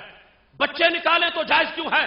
اور اس سلسلہ میں جو اہتمام تھا، اب یہ دیکھو یہ سارے بچوں کے جلوسوں کی تصویریں ہیں، باقاعدہ کہ پورے ملک میں دکھایا گیا کہ چونکہ سلطان کو صحت مل گئی ہے لہذا بچے جو ہیں وہ جلوس نکال رہے ہیں. اور اس کے ساتھ ساتھ یہاں پر یہ بتایا گیا کہ تیاری الریاض میں کیسے کی گئی. 2000 سائن بورڈ لگائے گئے، 30,000 جھنڈے لگائے گئے، اور ان پہ لکھا کیا تھا؟ یہ شاہراہ کی تصویر ہے اور اوپر سائن بورڈ لگا ہوا ہے جس پہ لکھا ہے حمداللہ علی سلامتکم یا سلطان الخیر. یا سلطان الخیر کس کو کہا؟ سلطان بن عبدالعزیز کو، یا کے ساتھ. اور الریاض کی ہر سڑک پہ لگا ہے یا سلطان الخیر. میرے نبی کا وہ مدینہ اور وہ عرب، اس میں غیروں کو یا سے پکارا جائے، تو کیا یہاں پہ یا سلطان الخیر جس کو کہا گیا یا سلطان الخیر وہ اس بورڈ کے ساتھ چمٹا ہوا تھا؟ استقبال کے وقت وہ تو باہر بیٹھا تھا بھی امریکہ میں. امریکہ میں بندہ بیٹھا ہے، اسے عرب والے یا سے کیوں پکار رہے ہیں؟ یا سلطان الخیر کیوں کہا جا رہا ہے؟ جہاں یا رسول اللہ صلی اللہ علیہ وسلم کہنے پر جیل ملتی ہو، وہاں بادشاہوں کے لیے 2000 بورڈ اس کے ہیں یا سلطان الخیر اے خیر کے سلطان، اے خیر کے بادشاہ۔ ادھر سرکار فرماتے ہیں ماسلوما باسل اللہ بی من الہدا والعلم، وہ جو سرکار کی خیر ہے وہ جب آئی ہے اور جس کے صدقے سارے جی رہے ہیں، اس کے لیے کوئی ایک بورڈ لگا کے دیکھے وہاں پہ، ایک شخص بھی اکیلا نعرہ لگا کے کہے یا رسول اللہ صلی اللہ علیہ وسلم یا سلطان الخیر، آپ کے بارے میں ایسا کہے گا تو وہ مجرم قرار پائے گا۔ 4 10 سال ہو گئے لوگوں کو ایک نعرے کے جرم میں ان کو قیدوں میں ڈال دیا گیا، اور یہ اپنوں کے لحاظ سے شریعت سو کہی گئی، اپنوں کے لحاظ سے 30,000 جھنڈے، 30,000 30,000 رایا، 30,000 جھنڈے ایک بندے کی صحت پر لگنے جائز ہوں تو ایک جھنڈی بھی میرے نبی کی آمد پر ناجائز ہو؟ آخر یہ تقاضا ان کا کیا ہے؟ وہ حبیب پیارا تو عمر بھر کرے فیض و جود ہی سر بسر، ارے تجھ کو کھائے تپے سکر، تیرے دل میں کس سے بخار ہے؟ اگر جو بنائی ہوئی ہے وہ نافذ تو پھر ساری کرو، اگر میلاد کے لیے ہے تو پھر ان کے لیے ایسا کیوں ہے؟ اس کے لیے باقاعدہ احتفال بالاحتفال سرکاری آرڈر ہے کہ سارے محفل کرو، سارے جلوس کرو اور سارے اس طرح کے اہتمام کرو۔ یہ ساری چیزیں وہاں پہ، یہ عورتوں کے جلوس جو سلطان کی تصویریں اٹھا کے جلوس نکال رہی ہیں کہ سلطان کو صحت ملی ہے، ہلچل مچ گئی ہے، ایک بندے کو صحت ملی ہے۔ ادھر میرے نبی علیہ السلام کی آمد ہوئی ہے، جہنم کے وہ دروازے بند ہیں، جنت کے دروازے کھل گئے ہیں، عرش سجے ہیں، کائنات میں بہار ہے، لیکن شور زمین کہتی ہے کچھ بھی نہیں ہوا، کچھ کرنے نہیں چاہیے۔ ادھر ایک بندے کی صحت پر اتنا اہتمام کیا جا رہا ہے۔ اس بنیاد پر چونکہ وقت نہیں ہے میں اس کی تفصیل مزید کرتا، بہرحال یہ ایک ویو تھا۔ اگر سارے جو مختلف ان کے اوقات ہیں ان کے لحاظ سے، مثال کے طور پر جب سلطنت ان کی حکومت بنے کو 1 صدی ہو گئی، اس کے جو فنکشن ہیں، جو تقریبات ہیں، وہ دیکھ لو اس میں کیا کچھ ہوا۔ ہم سے شریعت کے فتوے پوچھنے والے، ہم سے تقاضے پورے کروانے والے کہ میلاد کی دیگ کی دلیل دو پھر پکانے دیں گے، تو ہم یہ کہتے ہیں یہ سب کچھ اندھیر نگری بنائی ہوئی ہے۔ اتنا کچھ قیدی رہا ہو رہے ہیں، اونٹ ذبح ہو رہے ہیں، جھنڈے لگائے جا رہے ہیں، سائن بورڈ ہیں، بچوں کا جلوس، عورتوں کا جلوس، ریاض کے بڑے سٹیڈیم میں خود حکمران تلواریں ہاتھ میں پکڑ کے ڈانس کرتے نظر آ رہے ہیں۔ وہ ساری تصویریں ٹی وی پر بھی ہیں، اخبارات میں بھی ہیں۔ کس بنیاد پر کہ عید کا ہے، تیسری عید آ گئی ہے، تیسری عید آ گئی ہے، بادشاہ کو صحت مل گئی ہے، تو اس واسطے تیسری عید کے ہمیں تانے دینے والے کہتے ہیں تیسری عید کہاں سے لے آئے ہو؟ میں کہتا ہوں ذرا ان سے بھی پوچھ لو جن کی ایڑ پہ چلتے ہو کہ وہ تیسری عید اپنی کہاں سے لے آئے ہیں۔ اس سلسلہ میں فکر وہاں بھی بیدار ہے۔ اور یہ دیکھو، یہ المدینہ اخبار کے اندر کالم چھپا ہے اور اس میں عبداللہ فراج شریف کا کالم ہے۔ اس کا عنوان عام جدید و ارہاب فکری یتجدد، نیا سال اور نئی فکری دہشت گردی۔ اس میں یعنی یہ مدینہ شریف سے چھپنے والا اخبار، اس کے اندر کالم میں انہوں نے لکھا، کہتے ہیں ان لنا اخوہ یسد علینا منافذ الفرح، ہمارے کچھ بھائی ایسے ہیں جو ہر خوشی کے موقع یہ رنگ میں بھنگ ڈالتے ہیں۔ وہاں کے ملا کے بارے میں یہ بندہ لکھ رہا ہے، ہر خوشی کے موقع پر، یہاں تک کہ کہتے ہیں ولو کان بعودۃ ذکر حدث اقام اللہ لنا بھی دولہ وجعل منا امہ ناہدہ تؤسس للدنیا کلہ ہدارہ تفید منہا ازمانہ الا وہو حج ہجرت سیدی رسول اللہ صلی اللہ علیہ وسلم۔ کہتا ہے مجھے ان مذہبی لوگوں کے مزاج کا پتہ نہیں چلتا، جب خوشی کا وقت آتا ہے ان کو فتوے یاد آ جاتے ہیں۔ تو یہ کہتا ہے کہ جب نبی علیہ السلام کی سیرت کا بڑا ہی اہم دن آتا ہے، اس دن کی خوشی بھی ہمیں نہیں منانے دیتے۔ کون سا دن؟ کہتا ہے جب میرے نبی علیہ السلام نے ہجرت کی مکہ شریف سے مدینہ شریف کی طرف۔ ہجرت کے دن کو یہ کہتا ہے وہی الذکر، یہ ایسی عید ہے یحتفی بہا عالمنا الاسلامی کلو، جو سارا عالم اسلام مناتا ہے، من اقصی الشرق الی اقصی الغرب، پوری دنیا وہ عید مناتی ہے۔ اور یہ کہتا ہے کہ یہ کی عید اس انداز کی ہے، کہتا ہے نہ عید الفطر سے کم ہے نہ عید الاضحیٰ سے کم ہے، اتنی بڑی عید ہے۔ کون سی؟ ہجرت کے آغاز یعنی یکم محرم کا دن جو ہے، ہجری سال کا پہلا دن، اس کے لحاظ سے وہ ہجرت کے مناسبت کے لحاظ سے بات کرتے ہوئے، چونکہ پہلے اسلام کو ترقی نہیں تھی، ہجرت کی ہے تو ترقی ملی ہے، سٹیٹ بنی ہے، دنیا میں پھیلا ہے، اس واسطے یہ شخص کہتا ہے کہ میرے نزدیک یہ دن جس دن نبی علیہ السلام نے ہجرت کی تھی اس کی مناسبت سے ہمیں یکم ہجری منانا چاہیے، اور ساری دنیا مناتی ہے تو سعودی عرب میں بھی اس کا اہتمام ہونا چاہیے۔ یہ عید سے کم نہیں، نہ عید الفطر سے کم ہے، نہ عید الاضحیٰ سے کم ہے۔ اور یہاں یہ ذکر کر کے یہ کہتا ہے کہ جس وقت آج ہم مناتے ہیں قد تتصادو الی تہم ببدع و کفر و نفاق، ہمارے کچھ مفتی بدعت کے فتوے لگا دیتے ہیں، کچھ کفر کے لگا دیتے ہیں، کچھ منافقت کے لگا دیتے ہیں، بھائی ان کے فتوے بے لگام ہو چکے ہیں۔ اس واسطے وہ دن جو فطر سے بڑا دن ہے، عید اضحیٰ سے بڑا دن ہے، اس دن کو بطور عید منانا چاہیے۔ اب یہ اس بندے کا سوز ہے، اس کے آنسو ہیں کہ ہمیں یکم ہجری کی عید منانی چاہیے، تو میں اس کو داد دیتے ہوئے کہتا ہوں تم یکم ہجری کو روتے ہو، یہاں تو 12 ربیع الاول شریف کا معاملہ پھنسا ہوا ہے ان کے یہاں۔ یکم ہجری تب آئی جب 12 پہلے آئی ہوئی تھی، مدینہ شریف چل کے سرکار تب گئے جب مکہ شریف میں پہلے موجود تھے۔ اگر آج کا عرب دماغ یہ کہنے پر مجبور ہو گیا ہے کہ جس دن سرکار مکہ شریف سے چل کے مدینہ شریف پہنچے وہ دن عید کا دن ہے، تو پھر مجھے کہنے دو جس دن اللہ کی طرف سے چل کے سیدہ آمنہ کی گود میں آئے وہ سب سے بڑی عید کا دن ہے۔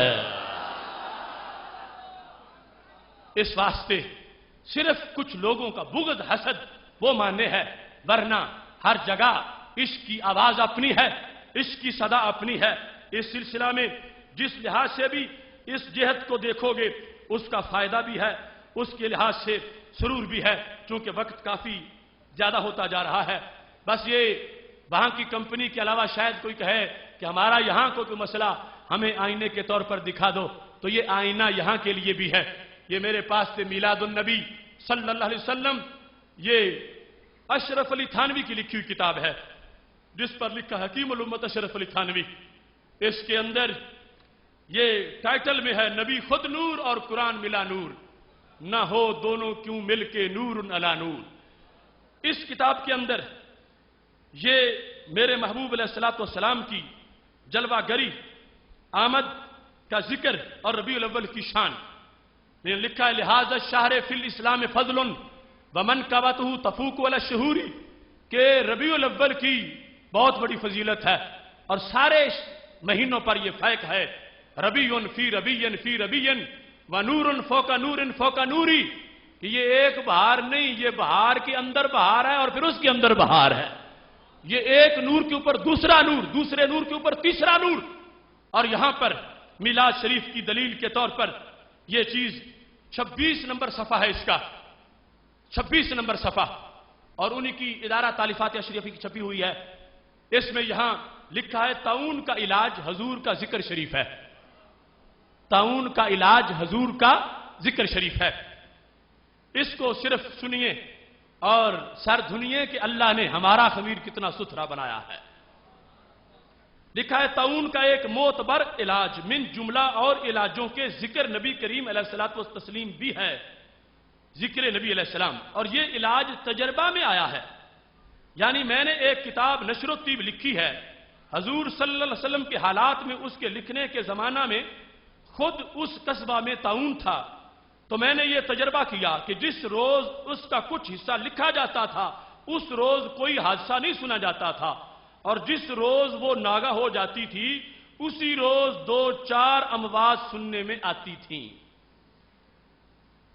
نشر الطب نبی علیہ السلام کی سیرت کے بارے میں کتاب لکھی اشرف علی تھانوی نے، اور اس کے بارے میں لکھا کہ جن دنوں میں میں لکھتا تھا تو تھانہ بھون میں طاعون کی بیماری تھی، تو جس دن میں کچھ صفحے لکھتا تھا اس دن فرشتہ چھٹی کرتا تھا اسرائیل، اور جس دن میں چھٹی کرتا تھا اس دن وہ آ جاتا تھا، اور 4-5 بندے فوتی ہو جاتے تھے۔ تو اس پر اس نے لکھا کہ ابتدا میں تو میں نے اس کو اتفاق پر محمول کیا کہ ویسے ایسے ہو جاتا، لیکن جب کئی مرتبہ ایسا ہوا تو مجھے خیال ہوا کہ یہ حضور صلی اللہ علیہ وسلم کے ذکر مبارک کی برکت ہے، اب دیکھو سرکار کے نام کی برکت کتنی ہے کہ آیا وہ فرشتہ واپس چلا جا. یعنی نشر الطیب کیا ہے کہ سرکار کا ذکر قلم سے لکھنا. تو جن کا ذکر قلم سے لکھیں تو موت ٹل جائے, تو ان کا زبان سے کریں تو پھر بھی کتنا فائدہ ہوگا. قلم سے لکھنے سے فرشتہ واپس ہو جائے. کہتا جس دن میں چھٹی کرتا تھا فرشتہ 4-5 کو مار جاتا تھا, اور جس دن میں لکھتا تھا وہ چھٹی کرتا تھا. پہلے میں سمجھتا تھا بائی چانس ہوا ہے, لیکن پھر تجربہ ہوا کہ یہ بائی چانس نہیں, یہ سرکار کے نام کا صدقہ ہے. اس کے بعد اپنی کتاب میں یہ صفحے پہ لکھا ہے کہ آج کل بھی لوگوں نے مجھے طاعون ہونے کے متعلق اطراف و جوانب سے لکھا ہے, تو میں نے ان کو بھی جواب میں یہی لکھا ہے کہ نشر الطیب پڑھا کرو. طاعون کی بیماری سے بچنا ہے تو کیا پڑھا کرو؟ نشر الطیب. اب یہیں سٹاپ کرتے ہیں. طاعون کی بیماری سے بچنے کے لیے نشر الطیب پڑھنا یہ کس آیت میں لکھا ہوا ہے؟ طاعون کی بیماری سے بچنے کے لیے نشر الطیب پڑھنا اور یا اللہ مدد نہ کہنا, نشر الطیب پڑھنا, یہ کس حدیث میں لکھا ہوا ہے؟ یہ خلفائے راشدین کا کہاں حکم ہے؟ یہ صحابہ نے کہاں کہا ہے؟ یہ تابعین کا کہاں وظیفہ ہے؟ نشر الطیب تو لکھی بعد میں گئی, اشرف علی تھانوی نے خود لکھی. تو اگر اس کو جائز سمجھتے ہیں اور فائدہ بھی سمجھتے ہیں تو جن کا ذکر لکھے اکیلا بندہ اس سے فائدہ ہو, ایک بندہ کتاب پڑھ لے اس سے فائدہ ہو, وہی بات اگر جلسے میں بیان ہو جائے تو پھر حرام کیوں ہو جائے؟ بالکل ایس منطق کی سمجھ نہیں آتی جو ان لوگوں نے دنیا کو دھول اور بھول بھلیکھے میں ڈال رکھا ہے. ماننے پہ آئے تو یہاں پر یہ ہے کہ سرکار دو عالم صلی اللہ علیہ وسلم کے ذکر کی وجہ سے اسرائیل واپس چلا جائے, کہ چونکہ یہاں نشر الطیب پڑھی جاتی ہے, جس گھر میں ہے وہ ہی نہیں پورے شہر کو فائدہ ہونا چاہیے. کہتا میرا گھر تو میرا رہ گیا, پورا شہر تھانہ بھون جو ہے اس میں کوئی نہیں مرتا جب میں نشر الطیب کے چند صفحے لکھتا ہوں. اور جس دن جو ہے وہ ایسی صورتحال دوسری ہوتی ہے میں نہیں لکھتا, اس دن فرشتہ آ جاتا ہے. تو اس سے پتا چلا کہ یہ سرکار کے ذکر کا جو انداز ہے رب نے قرآن میں فرما دیا. اس کے بعد اب علیحدہ علیحدہ دلیلوں کی ضرورت نہیں کہ نشر الطیب کی علیحدہ دلیل ہو, مواہب الدنیا کی علیحدہ دلیل ہو, میلاد کی علیحدہ دلیل ہو, معراج کی علیحدہ دلیل ہو. وہ مطلقاً فرما دینا رب ذوالجلال کا ورفعنا لک ذکرک, اور اس کے زیر سایہ وتعزروہ وتوقروہ, یہ اس بات کو واضح کر رہا ہے جہاں بھی کوئی صحت عقیدہ کے ساتھ بیٹھ کے ان کا ذکر تنہائی میں کرے, مجلس میں کرے, صبح کرے, شام کرے, دن کرے, رات کرے, رب ذوالجلال اس بندے کو فضل و کرم سے مالا مال فرمائے گا. اس کے ساتھ ساتھ آج کے اس موضوع کے لحاظ سے جس وقت عید کے معنی و مفہوم اور اس کو منانے کے انداز سے چند باتیں آپ کے سامنے میں نے پیش کی ہیں, اس میں ابھی بہت سی چیزیں باقی ہیں. بطور خاص ایک کو ذکر کرتے ہوئے اپنی بات ختم کرتا ہوں. کچھ لوگوں کا بہانہ یہ ہے کہ نبی علیہ الصلوۃ والسلام کی ولادت کا دن یہی وفات کا بھی دن ہے, تو جب وفات کا دن ہے تو پھر اس دن سوگ منانا چاہیے, اس دن عید نہیں ہو سکتی کیونکہ وفات کا دن ہے. توجہ سے سننا, فنڈ بھی اکٹھا کریں اور موضوع کو بھی مکمل کر لیں. اس سلسلہ میں یہ ایک علیحدہ بحث ہے کہ کیا واقعی وفات کا دن وہی ہے جو ولادت کا دن ہے. اس میں دو آرائے ہیں. اگر مان بھی لیا جائے کہ جو وفات کا دن ہے یہی ولادت کا دن بھی تھا, تو پھر بھی یاد رکھنا یہ یوم سوگ نہیں ہے, پھر بھی اس کا عید ہونا اپنی جگہ پہ برقرار ہے, چونکہ اس کا ذکر بھی حدیث شریف میں موجود ہے. کس طرح؟ توجہ کرنا, ہمارے نبی علیہ الصلوۃ والسلام کے فرمودات سیاستہ میں موجود ہیں. آپ نے جمعے کے دن کا تذکرہ کرتے ہوئے فرمایا فیہ خلق آدم و فیہ قبض, کہ جمعے کے دن ہی حضرت آدم علیہ السلام کی ولادت ہوئی اور جمعے کے دن ہی ان کا وصال ہوا. جمعے کے دن ولادت بھی ہے پیغمبر کی اور جمعے کے دن وصال بھی ہے, تو محبوب کیا جمعے کو سوگ منائے؟ تو میرے نبی علیہ السلام نے فرمایا نہیں, الجمعہ تو عید للمسلمین, جمعہ مسلمانوں کی عید کا دن ہے. تو سرکار نے اپنی وفات سے پہلے, اپنے وصال سے پہلے ایک پیغمبر کی ولادت اور وفات کے دن کا تذکرہ کر کے اس کے عید ہونے کا بیان پہلے اس لیے کر دیا کہ میرے وصال میں اگر ایک دن کا اتحاد بھی ہو جائے کہ وہ ولادت والا ہی وفات والا بھی بن جائے تو میری امت کے پاس روشنی موجود ہو کہ اس کو یوم سوگ نہیں پھر بھی یوم عید ہی کہا جائے گا۔ اور باقی یہ بھی وجہ ہے، اگر نبی علیہ الصلوۃ والسلام جو نور لے کے آئے تھے وفات سے وہ ڈوب گیا تو پھر تو معاذ اللہ بڑا افسوس سوگ ہونا چاہیے، اور اگر وہ آج بھی سینوں میں ہے تو پھر سوگ نہیں پھر سرور ہونا چاہیے۔ تو جس ولادت کا اب تک نور باقی ہے اس ولادت کا اب تک سرور بھی باقی ہے۔ اس بنیاد پر اس عید کا اچھے طریقے سے اہتمام ہونا چاہیے، لیکن اس میں یہ بات ذہن میں رہے کہ کوئی بھی خلاف شرع امر اس میں شامل نہیں کرنا چاہیے۔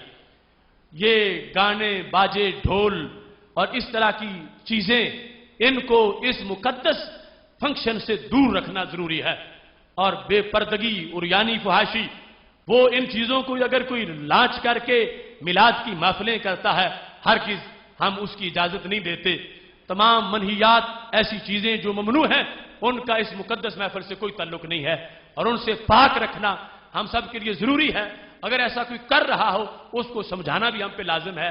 یہ ایک مقدس محفل ہے، طہارت والی ہے، تقدس والی ہے، یہ شریعت سمجھانے والی ہے، شریعت کی خلاف ورزی والی نہیں ہے۔